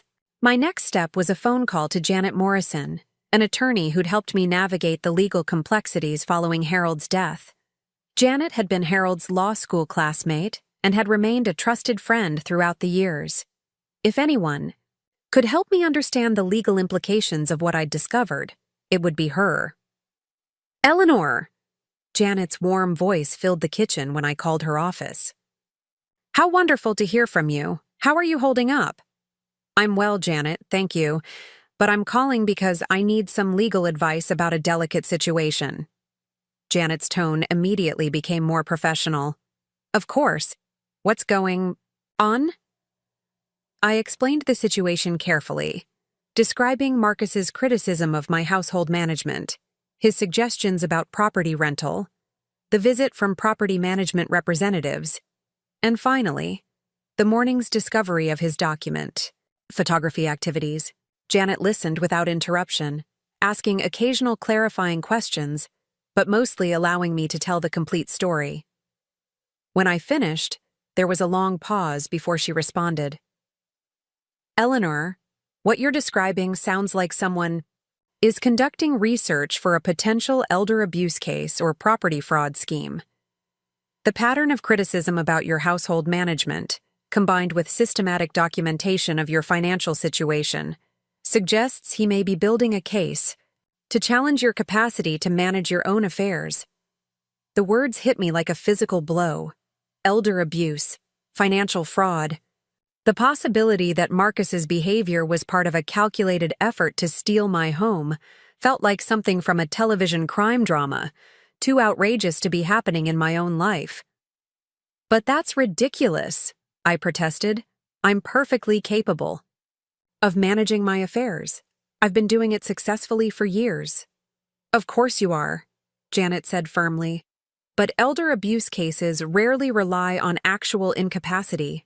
They rely on the appearance of incapacity, on creating a narrative that the victim is vulnerable, confused, or wasteful with money. Once that narrative is established, it becomes easier to justify interventions like conservatorship, power of attorney transfers, or property management arrangements. The explanation made horrifying sense of everything I'd been experiencing. Marcus's exaggerated claims about utility costs, his documentation of my spending habits, his suggestions about rental income. All of it could be part of a strategy to paint me as financially irresponsible and in need of outside management. What can I do to protect myself? I asked. Several things, Janet replied. First, document everything. Keep detailed records of his behavior, his accusations, and any evidence you can gather about his activities. Second, secure your important documents and consider changing any passwords or access codes he might have learned. Third, have a complete mental health evaluation done by a qualified professional to establish your competency on the record. The suggestion of a mental health evaluation stung, even though I understood its practical necessity. The idea that I needed professional verification of my sanity in order to protect my right to live in my own home felt like a fundamental violation of human dignity. "I know it's offensive to suggest," Janet said gently, as if reading my thoughts.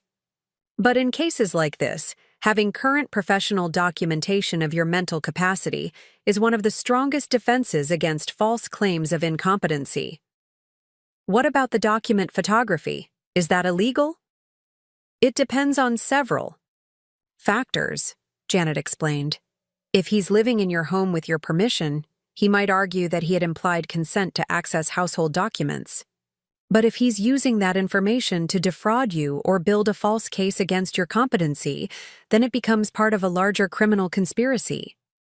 We talked for another 20 minutes, with Janet providing specific recommendations for protecting my assets and gathering evidence of Marcus's suspicious activities. By the time we hung up, I had a clear action plan and a much better understanding of the dangers I was facing. The rest of the morning was spent implementing Janet's suggestions. I gathered all my important documents and placed them in a safety deposit box at the bank, keeping only copies in my home office. I changed the passwords on all my online accounts and arranged for paper statements to be mailed to Margaret's address temporarily. Most importantly, I called Dr. Patricia Hendricks, a geriatric psychiatrist Janet had recommended, and scheduled a comprehensive mental health evaluation for the following week. The appointment felt like preparation for battle, arming myself with professional documentation of my competency before Marcus could manufacture evidence to the contrary. Around noon, I received an unexpected phone call from my bank's fraud prevention department. A representative named David Chen explained that there had been some unusual activity on my account. Specifically, someone had been making inquiries about my account balances and transaction history. "We wanted to verify that you authorized these inquiries," David said. "The person claimed to be calling on your behalf regarding property management services." My blood ran cold. "I did not authorize any such inquiries. What kind of information was requested?" "Account balances, monthly expenses, and transaction patterns for the past 6 months. We didn't provide any information since the caller couldn't answer basic security questions about your account, but we thought you should be aware of the attempt." I thanked David and immediately called Janet back to report this development. The attempt to access my bank records without authorization was clear evidence that Marcus's activities extended beyond simple household snooping into actual financial fraud attempts.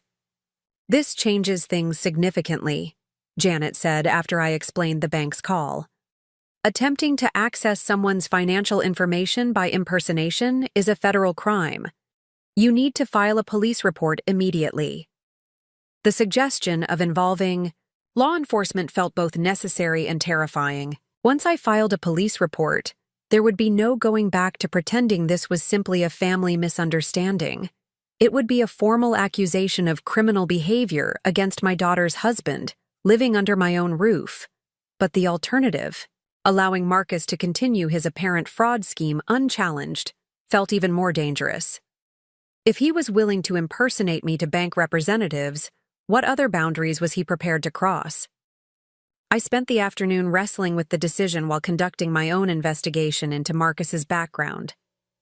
A simple internet search revealed information I wished I'd discovered months ago. Marcus had been fired from his previous job for financial irregularities, not laid off due to company downsizing as he'd claimed. There were also references to a previous bankruptcy and several civil lawsuits related to business dealings gone wrong. The picture that emerged was of a man with a pattern of financial instability and questionable business practices. His current unemployment wasn't the result of an unfair job market, but the consequence of his own professional misconduct. More troubling was a news article I found about a case in another state where Marcus had been named as a defendant in an elder abuse lawsuit. The case had been settled out of court, with details sealed, but the basic allegations were eerily similar to what I was experiencing. A younger man moving in with an elderly homeowner and gradually assuming control over their financial affairs. The discovery left me shaking with rage and fear. Marcus wasn't simply an unemployed man struggling with stress. He was apparently a predator who specialized in targeting vulnerable older adults, using family connections or manufactured relationships to gain access to their homes and assets. By the time Sarah arrived home from work, I'd made my decision. I would file the police report, pursue the mental health evaluation, and take whatever steps necessary to protect myself and my property. But first, I needed to have a frank conversation with my daughter about the man she'd married. Sarah found me in the kitchen, sitting at the table with printouts of my internet research spread out before me. Her expression went from confusion to alarm as she took in the official-looking documents and news articles. "Mom, what is all this?" "It's information about your husband," I said gently. "Information I think you need to see." For the next hour, I walked Sarah through everything I'd discovered. The document photography, the bank fraud attempt, the lies about his employment history, and the previous elder abuse case. With each revelation, I watched my daughter's face cycle through disbelief, denial, anger, and finally, a terrible kind of recognition. "I knew something was wrong," she whispered when I finished. "I've known for months, but I kept telling myself it was just the stress of unemployment, just temporary problems that would resolve once he found work." "This isn't about unemployment," I said softly. "This appears to be a pattern of behavior, a deliberate strategy he's used before." Sarah was quiet for a long time, staring at the documents spread across the table as if they contained answers to questions she'd been afraid to ask. When she finally spoke, her voice was barely audible. "He's been pressuring me to get access to your financial accounts. He said it would make it easier to help you manage household expenses, especially as you get older. He made it sound like he was concerned about your welfare." The admission confirmed my worst suspicions. Marcus hadn't just been targeting me directly. He'd been manipulating Sarah to serve as an unwitting accomplice in his scheme. "What kind of access?" I asked. "Power of attorney, joint account ownership, that sort of thing. He had papers drawn up and everything. He said it was just standard family financial planning." My stomach clenched with the realization of how close Marcus had come to achieving his goals. If Sarah had convinced me to sign those documents, he would have had legal access to my accounts and the authority to make financial decisions on my behalf. "Did you sign anything? Give him any information about my finances?" "No," Sarah said quickly.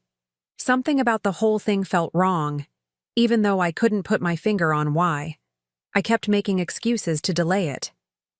Relief flooded through me, followed immediately by pride in my daughter's instincts. Even under intense pressure and manipulation, Sarah had recognized that something wasn't right and had resisted Marcus's demands. "What do we do now?" Sarah asked, and I could hear the fear in her voice.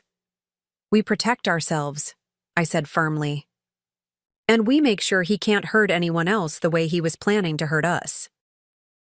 That evening, Marcus returned home to find both Sarah and me waiting for him in the living room. The atmosphere was charged with tension and unspoken knowledge, the pretense of normalcy finally abandoned. He seemed to sense the change immediately, his usual confident demeanor faltering as he took in our serious expressions and formal seating. Arrangement. "Is everything all right?" he asked, his voice carefully neutral. "We need to have a conversation," I said calmly, "about your activities in this house and your plans for my property." Something flickered across Marcus's face. Surprise, calculation, and what might have been panic. But he recovered quickly, assuming the wounded innocence expression I was beginning to recognize as one of his standard manipulative tools. "I'm not sure what you mean," he said. "What activities? What plans?" I opened the folder on the coffee table and pulled out bank statements, the news articles about his previous case, and photographs I'd taken of my disturbed office files. These activities, I said, placing the evidence where he could see it clearly.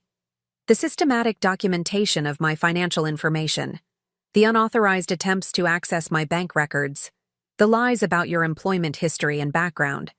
Marcus's mask slipped for just a moment, revealing something cold and calculating beneath the surface.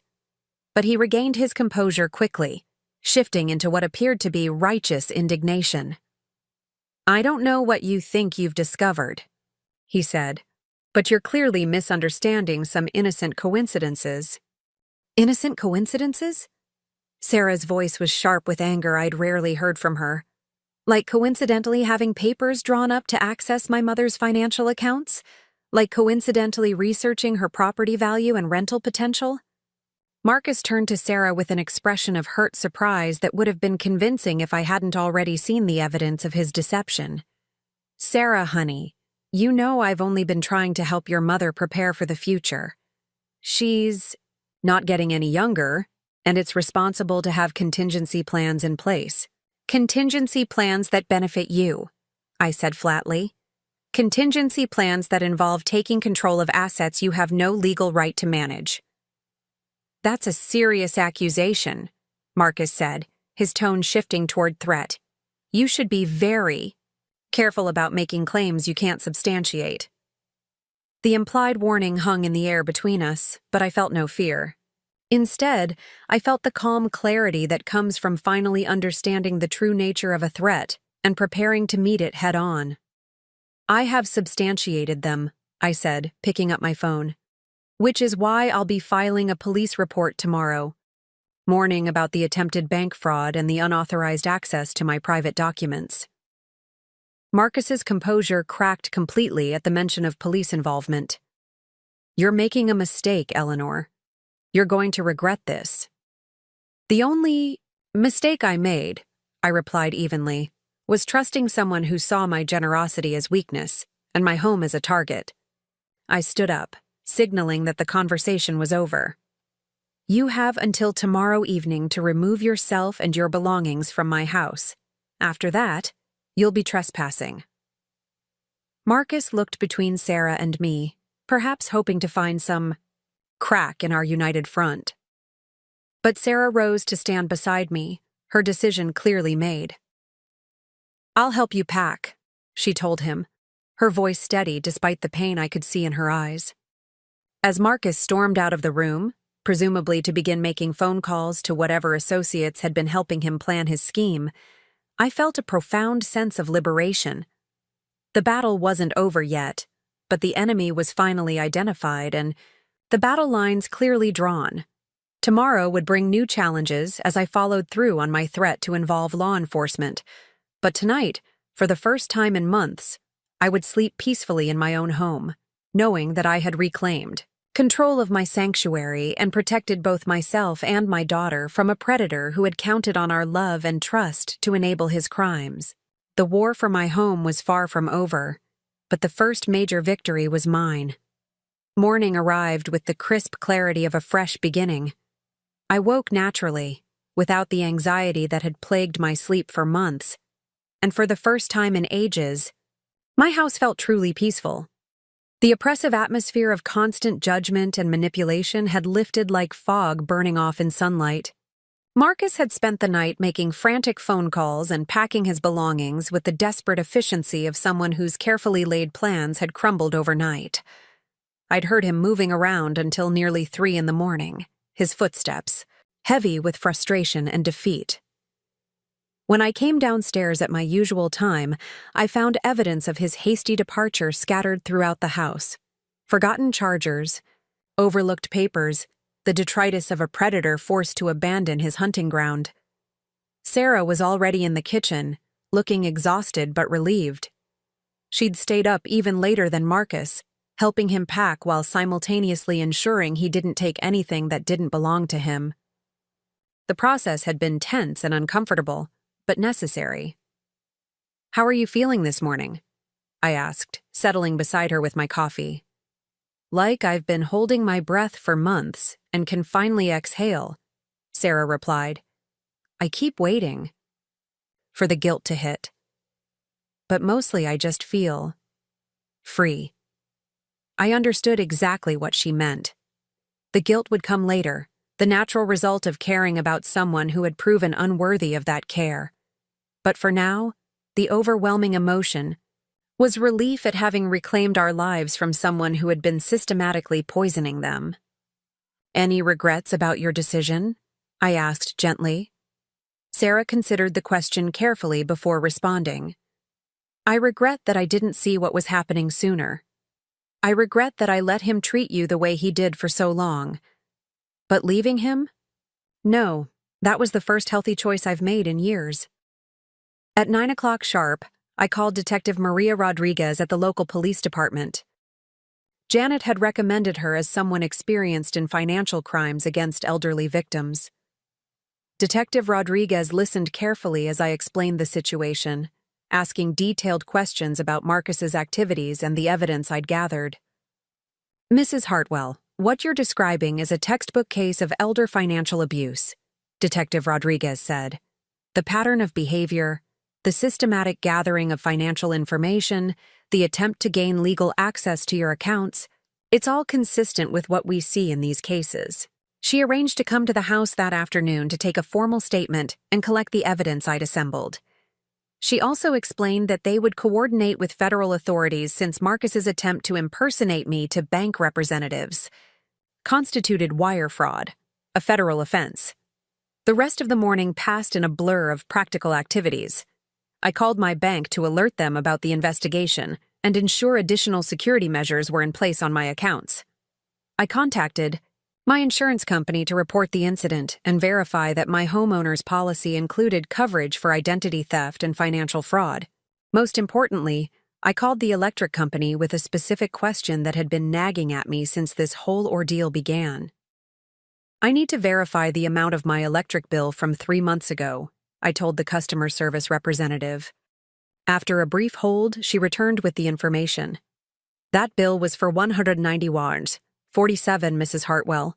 Is there a problem with your records? $191. Not the $347 that Marcus had claimed with such authority and indignation. The lie had been even more elaborate than I'd realized, inflated by more than 80% to support his narrative about my wasteful spending habits. I thanked the representative and added this information to my growing file of evidence. Every lie Marcus had told, every manipulation he'd attempted, was becoming part of a documented pattern that would help ensure he faced consequences for his actions. Detective Rodriguez arrived promptly at 2 o'clock, a professional woman in her 40s who radiated competence and compassion in equal measure. She spent 3 hours going through my evidence, taking photographs of documents and recording detailed statements from both Sarah and me. This is one of the most well-documented cases I've seen, she told me as we concluded. Your attention to detail and systematic record-keeping will make prosecution much easier. She explained that Marcus would likely be charged with attempted elder abuse, wire fraud, and identity theft. The previous case I'd discovered in my internet research would also be reopened as part of a broader investigation into his activities. What happens now? Sarah asked. We'll issue a warrant for his arrest within the next few days, Detective Rodriguez explained. In the meantime, I recommend you both remain vigilant. Men like Marcus don't usually abandon their schemes quietly, especially when they've invested as much time and effort as he clearly did here.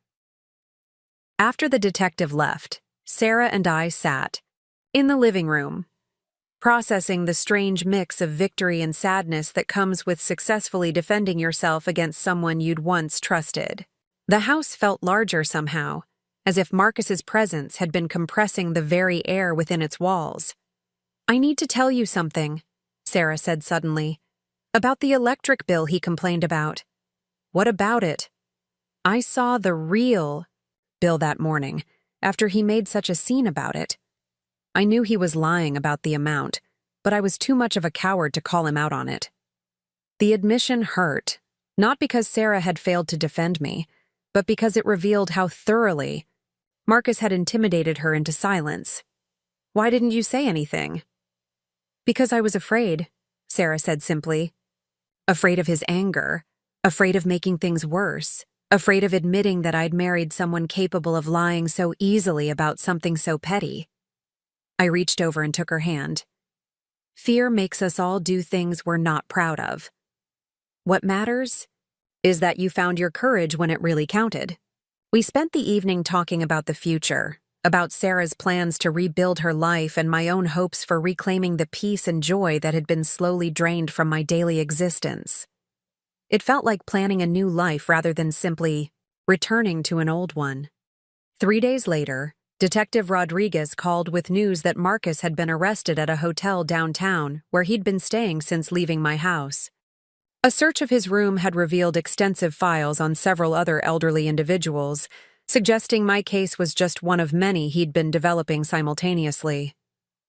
"He's been running this kind of scheme for years," Detective Rodriguez explained. "You weren't his first target, but because of your quick thinking and thorough documentation, you'll hopefully be his last." The relief I felt at knowing Marcus was in custody was profound, but it was tempered by sadness for his other victims who might not have been as fortunate or prepared as I'd been. The detective assured me that his arrest would likely lead to justice for those cases as well. 2 weeks later, I received a call that surprised me more than any of the dramatic revelations of recent months. It was from the electric company's customer service manager, apologizing for what they called an unfortunate billing error that had resulted in overcharges on my account for the past year. "We've identified a system glitch that was adding incorrect surcharges to accounts in your billing area," the manager explained. "You'll be receiving a refund check for $312 within the next 10 days. The irony was almost too perfect to believe. While Marcus had been criticizing my electric usage and fabricating stories about excessive bills, I'd actually been overpaying due to a computer error. The company's apology felt like the universe's way of confirming that my household management had been perfectly reasonable all along. I used part of the refund money to take Sarah on a weekend trip to the coast, something we hadn't done together since she was in high school. We stayed at a charming bed and breakfast, walked on the beach, and talked about everything except Marcus and the trauma he'd brought into our lives.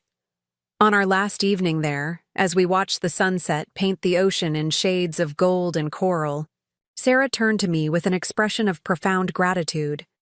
"Thank you for saving us both," she said. "I didn't save us," I replied. "We saved ourselves. I just stopped being afraid to trust my own perceptions." "What made you finally realize what was happening?" I considered the question carefully. I think it was when I stopped making excuses for behavior that felt wrong in my gut. When I stopped prioritizing his comfort over my own sense of reality. That night, in my comfortable hotel room, I reflected on the lessons this ordeal had taught me. I'd learned that generosity without boundaries becomes enablement. I'd learned that family relationships don't automatically deserve protection when they become abusive. Most importantly, I'd learned that at any age, it's never too late to stand up for yourself and demand the respect you deserve. The mental health evaluation I'd scheduled turned out to be unnecessary.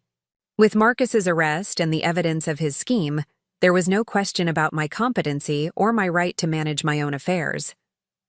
Dr. Hendricks still met with me once, not for evaluation, but for what she called validation therapy. Professional. Confirmation that my responses to Marcus's manipulation had been entirely appropriate and healthy. Too many older adults internalize the gaslighting they experience, Dr. Hendricks explained. They begin to question their own judgment and accept blame for situations that aren't their fault. Your ability to recognize the manipulation and take action to stop it shows remarkable emotional intelligence and self-advocacy skills. 6 months later, I received word that Marcus had accepted a plea deal that would send him to prison for 5 years. The prosecutor explained that his cooperation in providing information about other victims had reduced his sentence, but ensured he would face consequences for his crimes. Sarah filed for divorce immediately after his arrest, a process that was surprisingly simple given the circumstances of their separation. She decided to stay with me permanently, not out of necessity, but out of choice. We converted the basement into a comfortable apartment for her, giving us both privacy while maintaining the comfort of shared space. The house felt truly like home again. I resumed all my old habits without guilt or apology, leaving lights on when I wanted them, setting the thermostat to comfortable temperatures, enjoying the simple pleasures of living freely in my own space. The garden Harold and I had planted thrived under renewed attention, and I added new flowers to celebrate what felt like a rebirth. Margaret Patterson became an even closer friend, joining me for regular coffee dates where we discussed everything from books to politics to the challenges of aging with dignity in a world that often devalues older adults. Her support during the crisis had been invaluable, and her friendship remained a source of strength and joy. I also became involved with a local organization that educates older adults about financial fraud and elder abuse. Speaking about my experience was difficult at first, but sharing my story helped other people recognize similar patterns in their own lives and take action to protect themselves. The most important thing to remember, I would tell audiences, is that you have the right to feel safe and respected in your own home, regardless of who might be living there temporarily. No one has the right to make you feel small or unwelcome in a space you've earned through decades of love and investment. 1 year after Marcus's arrest, I threw a party to celebrate what I privately thought of as my Independence Day. Sarah helped me plan it, and we invited neighbors, friends from church, members of my book club, and everyone who had supported me through the difficult months of recognizing and escaping Marcus's manipulation. As I looked around my living room, filled with people who genuinely cared about my well-being, I felt a deep sense of gratitude for the strength I'd found within myself. The woman who had allowed Marcus to make her feel guilty for using electricity in her own home felt like a stranger now, someone I barely recognized. The electric bill that had started this whole ordeal now sat framed on my office wall, not as a reminder of conflict, but as a symbol of victory. Below it, I'd mounted a small plaque with a quote that had become my personal motto. Never let anyone convince you that your comfort in your own space is too much to ask for. That evening, after the last guest had gone home and Sarah had retreated to her apartment downstairs, I sat in my favorite chair with a cup of tea and reflected on the journey that had brought me to this moment of peace. The lamp beside me cast warm light across the pages of a book I was reading for pleasure rather than distraction. The house was set to exactly the temperature I found comfortable. Every light I wanted was on, and I felt no guilt about any of it.